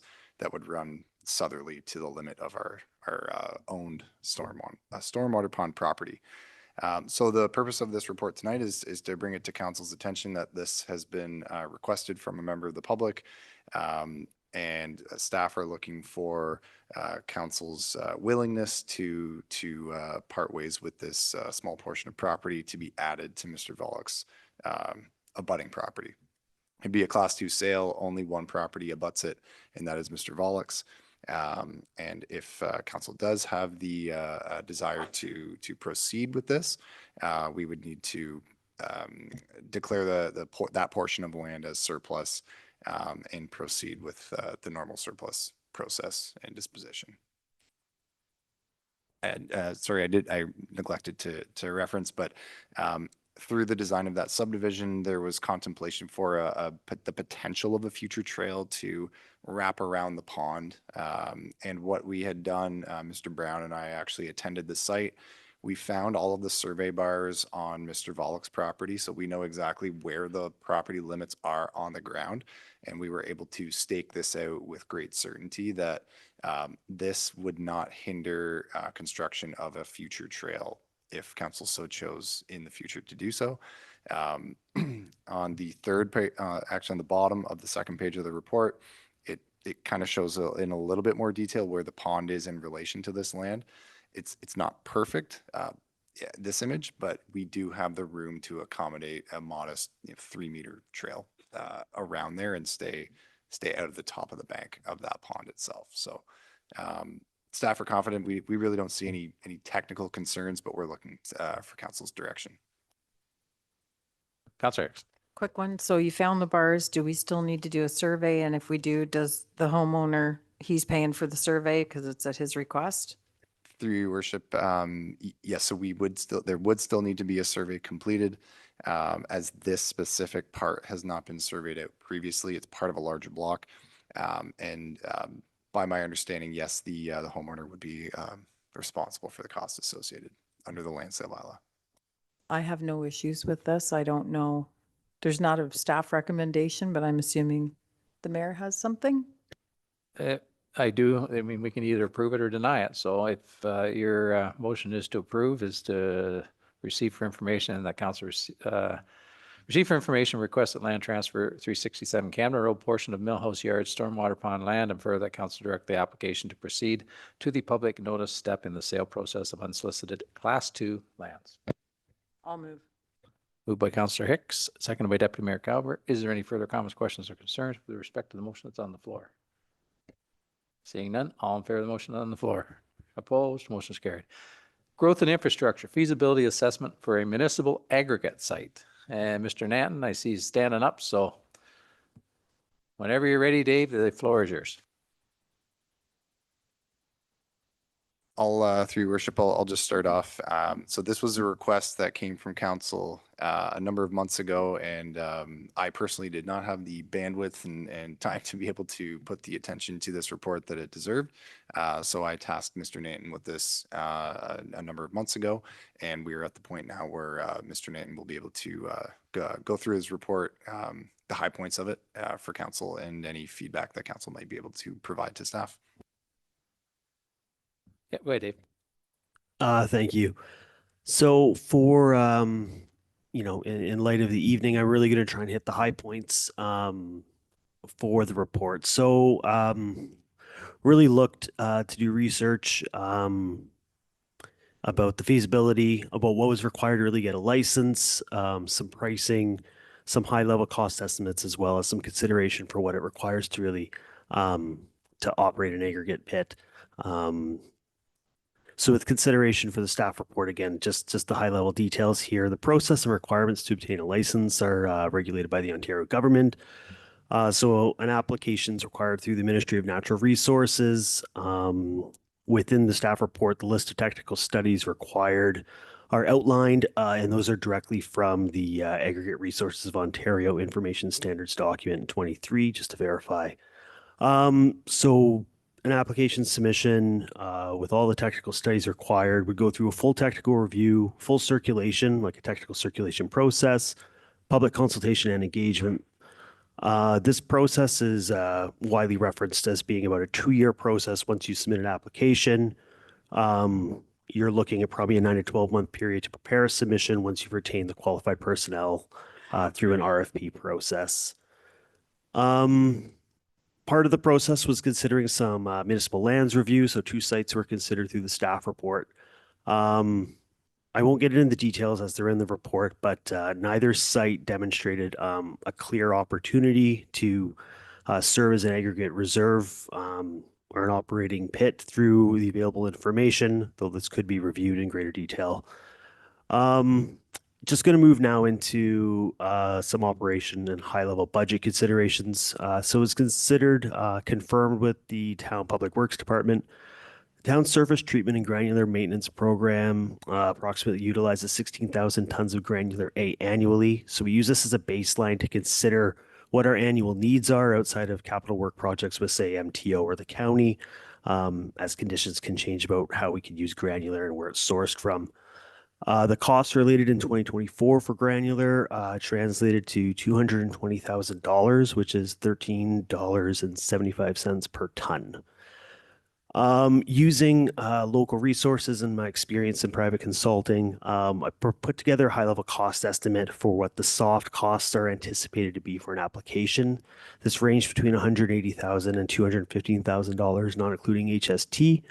But I will say this is probably conservative based off of not including peer review fees, report revisions, or unexpected delays. If considering purchasing a site, I also put a consideration in there that 4-acre site at $80,000 per acre would translate to around $320,000. I did put consideration in the report for operational considerations, what staffing would look like potentially if we wanted to completely sole source it. Understanding Stone Mill subcontracts all of their services for aggregate operations. I'm just removing that kind of consideration from discussion tonight. Of importance, and which can be confirmed by Jeff Cuthill, who's here this evening as well. We've heard from local operators that preparing the lands to facilitate an aggregate operation costs $1 to $1.5 million per site, and that's to take a greenfield site and turn it into a mineable aggregate site itself. Factoring in some costs, just to kind of put it in consideration, if we take an aggregate license application fee of being approximately $200,000 as a base fee, land costs around $300,000 and a $1 million preparation fee. $1.5 million is probably a baseline fee to consider to be able to start extracting aggregate from a site. If we consider that with town crushing fees that received bids for in 2024, which ranged between $8 and just shy of $12, against what we purchased it for, there's a potential cost savings of around $5.55. I know this is a lot of numbers. I know it's late in the evening, but I think it's worth stating. Based on what we purchase a year and 16,000 tons, this translates to $89,000 a year. If we work that against just the cost of what we believe is it going to take to get something operational to extract from, we're looking at about a 20-year plus return on investment based on my calculations. We are available to answer questions and comments. Thank you. Great, thanks, Dave. Is there any questions or comments? Go ahead, Deputy McGovern. That's an excellent report. Well done. Based on the fact that we're using 16,000 tons a year, I just got to go with staff recommendation. We'll note and receive this. It's a good report, but it's definitely something that's not affordable for us to attain with what little that we use. That's a great deal because I just priced out stone today and I'm paying $19.20 a ton. So keep up the good work and finding the best deals. Thank you, Deputy Mayor Calver. And we do have a motion to note and receive, seconded by Councillor Norick. Is there any other further comments, questions, or concerns with respect to the motion that's on the floor? Seeing none. All in favor of the motion that's on the floor? Opposed? Motion is carried. Next matter, Executive Services Roma delegation. Madam Clerk? Yeah, just you're going to deal with that one though? Yeah. Very briefly, through your worship, it is that time of year again. Members are registered to go to Roma. There's been some email correspondence regarding potential delegations, but just to make sure staff are working within the direction of council, looking for a motion from council to officially give us direction to submit any delegation requests. I believe those that have been mentioned to me has been a follow-up on the correspondence that we previously sent regarding use of social services funding for encampments, and possibly also some concerns that members have expressed regarding the Blue Box program. But if there's anything else, or just to ratify that that is what you would like us to submit on your behalf, looking for that direction.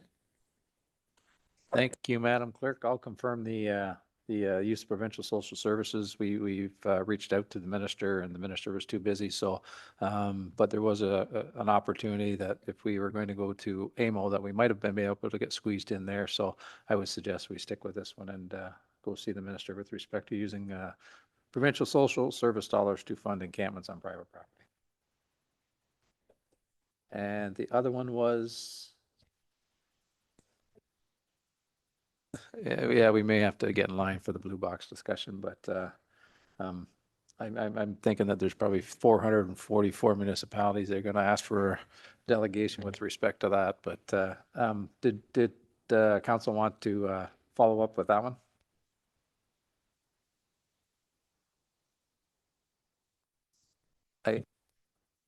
That was the blue box one. And I think, Bill, you're the one that sent that request in. Did you want to follow up and see if we can put something together to see if we can go to see the minister with respect to the blue box stuff? Yes, please, I would.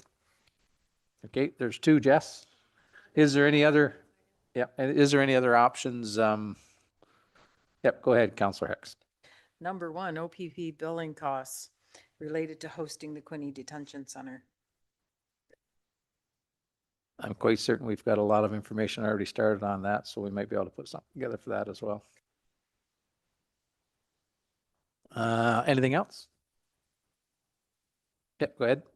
Just going to throw it out there, but the, I don't know what they're being called now, health hubs, home health doctors, you know, the money that we've used to fund what we've got going in Napanee, which is a great program. Are we going to see some of that come back? They've implemented, I think, several programs very similar to what we're doing here, like the health teams.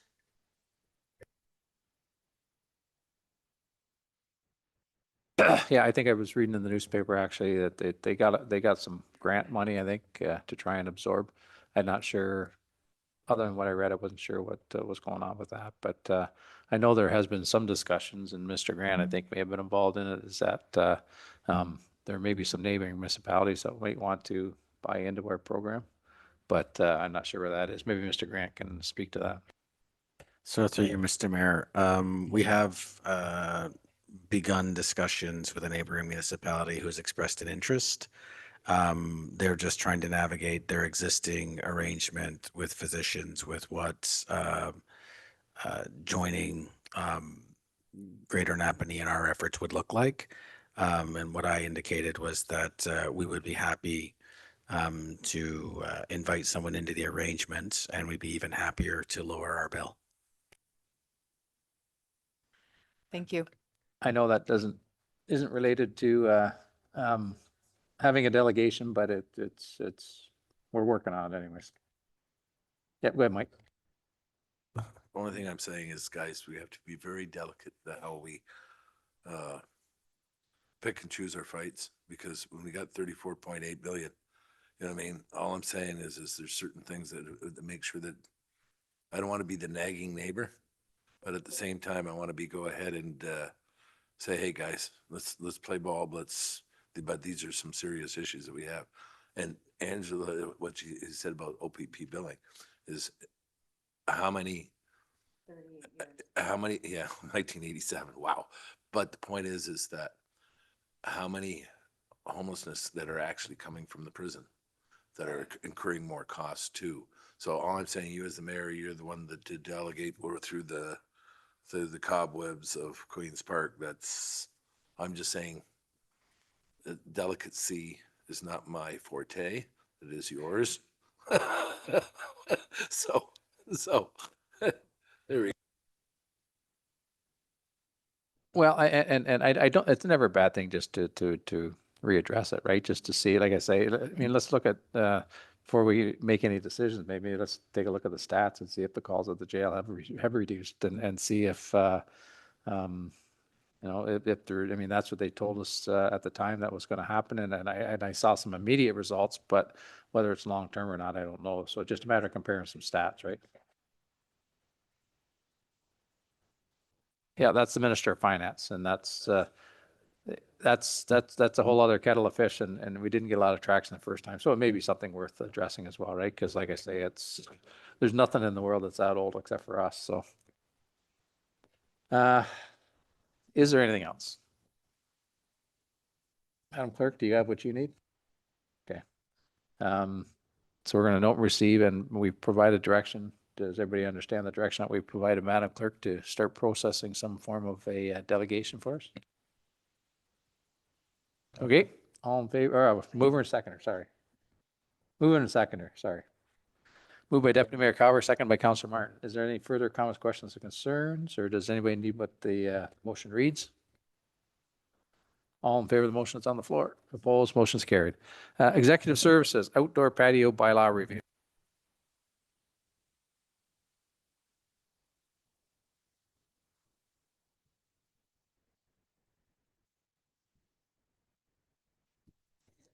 So through your worship, this report just outlines some changes to the current patio bylaw that we're recommending. These changes have been reviewed by departments such as bylaw, fire, and growth and development. And they just include some language and definition updates, language around increasing accessibility and safety, and some updates to ensure we're in compliance with the current regulations of the AGCO. We're also recommending a clear application and approval process be written into a new bylaw, and recommend that the clerk's department approve patio licenses in consultation with all appropriate town departments. The addition of temporary occupancy permit requirements are also recommended, as well as the deletion of public health approval requirements.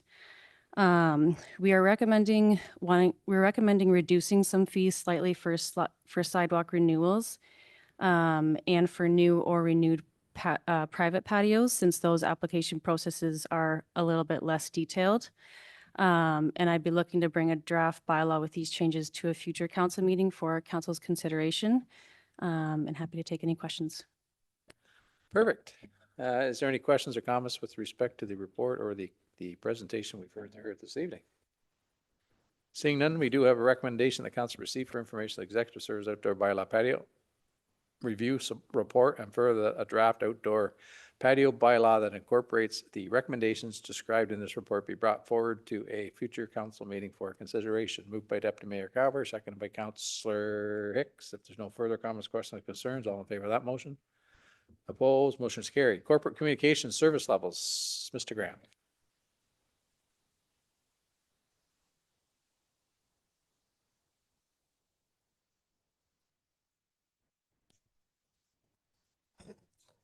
So, I'll be brief. Council's seen this before. This is pulled out of the corporate communication strategy at a high level. It details the specific items that we're going to focus on communicating and how we're going to do it. So service notifications, public education, council business, community engagement, events, priority organizational updates, news and major events, and any third-party promotion of events will be done through the Bay of Quinte marketing board, through an add-on to our website. And with that, I'm happy to answer any questions. Thank you, Mr. Grant. Is there any questions or comments from Mr. Grant with respect to his presentation or the report that's in front of us?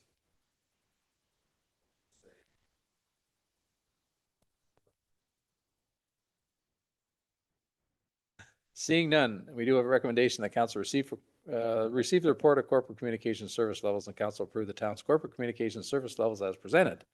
Moved by Councillor Hicks, second by Councillor Shank. If there's no further comments, questions, or concerns, all in favor of that motion? Oh, we do have a question. Go ahead, Brian. Thank you, through your worship. So I see that we're just going to use Bay of Quinte marketing for some of these referrals. We're not using any other direction? Like we got naturally LNA and stuff, are we putting stuff out through them or just Bay of Quinte? So through you, Mr. Mayor, to the Deputy Mayor. So this is specifically with third party, when people come and ask us to promote their events.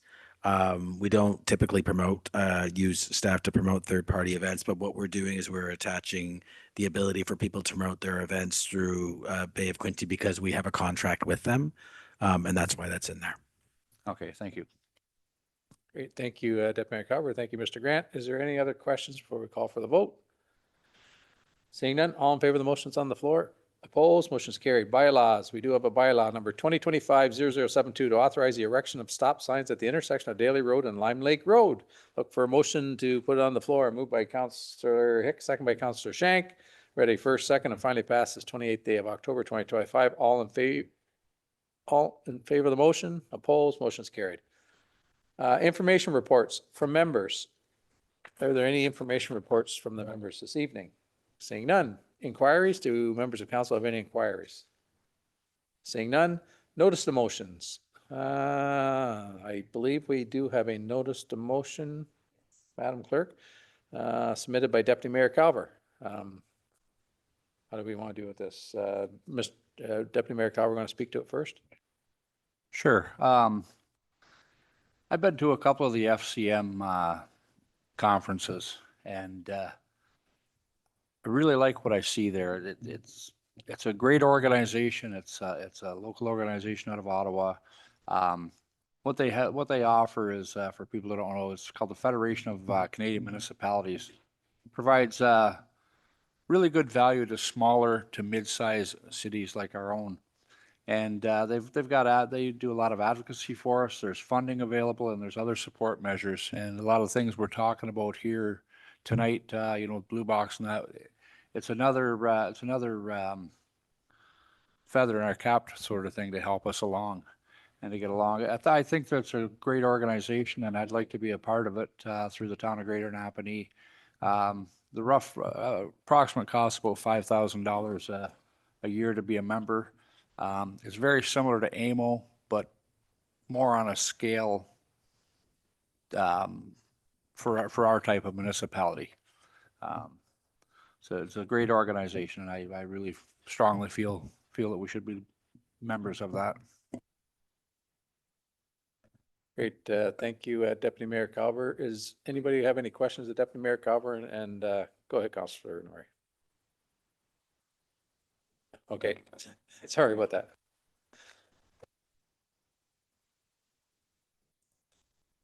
Sorry. Go ahead, Councillor. Just very briefly, is this not similar to Roma? It's very similar to Roma. Again, it's just another avenue. I mean, it's similar to Roma, it's similar to AMO. It just provides, provides a little more advocacy for municipalities. Thanks, Councillor Hicks. Thanks, Deputy Mayor Calver. Question for Ms. Hamill is how we pay for this?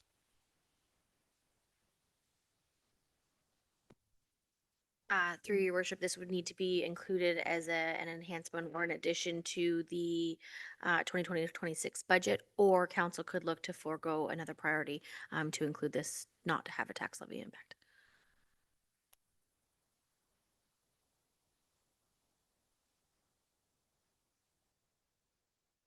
Okay, thanks. I just, I know we got budget time coming up, so I guess the concern is that if we authorize this tonight, does that bounce something else? Or is there other funds that we can use to pay for it?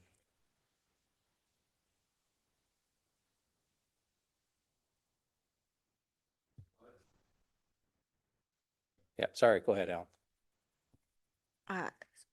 Yeah, I was just going to say that this isn't currently budgeted, so it's not already embedded within the levy. And I don't believe council would have a membership line that would be able to be offset to this extent. Training, perhaps, if you were looking to keep it within council's budget. But then we could go outside of council's budget. We could include it as part of the budget enhancements that we put to council for discussion purposes. I think the clerk may have something. Nope. Okay, no, thanks. Go ahead, Ange. Thank you, Your Worship. So, and I'm looking at their website, and I apologize. I probably should have looked at the website prior to the meeting. However, my question is this: with Roma and AMO, we have the opportunity to request delegations with ministers at those conferences. So do the ministers, does the provincial government, which is our primary source of funding and hot topics, do they attend these conferences? Because it says conference and trade show. So I'm like, is the advocacy, the delegation, like, do we have that opportunity for face-to-face at these conferences, or is it more something else? The direction. Mr. Grant, I think it can help. And if not, then we'll go back to Deputy Mayor Calver. Sure, through you, Mr. Mayor. So Federation of Canadian Municipalities is a more general sense of advocacy, issues based, where FCM themselves would be advocating on behalf of municipalities across the country on specific issues. It wouldn't be something more like Roma or AMO where you can set up delegations. I would picture it almost like a municipal trade body on a national scale where they advocate on behalf of municipalities and municipal issues, but they don't get down, as in my experience, to the delegation level. Are they more of a lobbyist organization? I would say that is a fair assessment. And they do good work. They have good publications and the like, but they are more of an advocacy organization. And refresh my memory, do we pay for membership with AMO and Roma? Like as in particular, sorry, I know we pay to go to the conferences, but do we have a membership with the Association of Municipalities of Ontario, the recognized body? We pay membership through AMO, Great Lakes, and I apologize. Oh yeah. Currently, those are the three we currently have. Okay. I'm not opposed to it. Okay, thank you. Great, thanks. Counselor Hicks, is there anything else before Deputy Mayor Calver? I'm sure he's going to make a motion here, so. Seeing none, go ahead, Brian.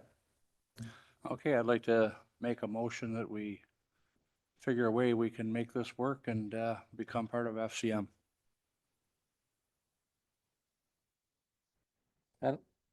Madam Clerk, do you have what you need? We have a mover and Deputy Mayor Carver, seconded by Councillor Hicks.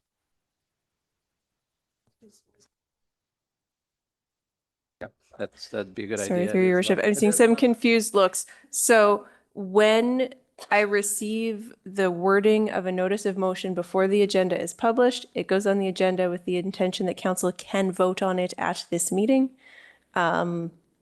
The other option is for the concept of a future motion to be introduced verbally. It's a heads up to your colleagues that it's going to be on the next agenda.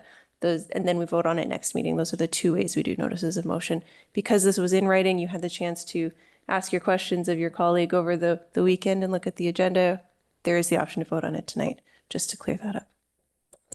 And that's where we're at. So we do have a motion on the floor. Is there any further comments, questions, or concerns with respect to the motion that's on the floor? Seeing none. All in favor of the motion that's on the floor? Opposed? Motion's carried. Oh yeah, sorry. We do have a notice of motion from Councillor Norrie. Thank you. I have a copy for you, Madam Clerk. I'm sorry, I forgot to give it to you earlier. And just put it on here for next meeting to be discussed. I move that the 6 parking spaces on the east side of John Street from Dundas Street East to the north be 15-minute only parking and include 2 15-minute handicap parking.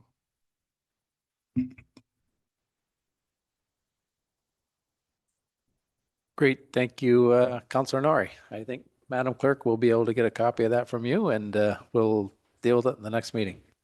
Is there anything else? Councillor Norrie, you said on the east side of John Street? 6 parking spaces on the east side of John? Okay. That's my notice of motion. I'll discuss it. Okay. When I get a seconder. No. All we had to do, yeah, no, we're good. We've got the notice of motion. We'll deal with it at the next meeting. Is there any other notices of motion? Seeing none. Moving on. Where are we now? New business. How about, is anybody got any new business? Seeing none. Announcements. Is there any announcements anyone would like to make?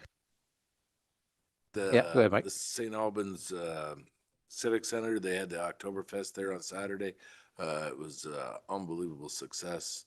There was over 70 people there and that had dinner, and they had that little Oktoberfest situation, and they're going to continue it next year, and everybody had a ball. Perfect. Thanks, Mike. Appreciate that. Is there anything else? CEO's remarks. Mr. Grant, do you have any remarks? Nothing for me this evening, Your Worship. Thank you. The forward calendar. Does anybody have any questions about the forward calendar? I know we've all had an opportunity to look at it. If there's any questions or any clarification, we'll deal with that right now. And if not, then we'll move on to a bylaw to confirm the proceedings. Moved by Councillor Shank, second by Deputy Mayor Calvert. Ready first, second, and finally passed this 28th day of October 2025. All in favor of the motion? Opposed, motion's carried. Motion to adjourn. Moved by Counselor Hicks, second by Counselor Shank. There are no further comments, questions, concerns. All in favor of that motion? Opposed, motion's carried. Thanks, folks. Another productive evening, and we'll see you in a couple weeks.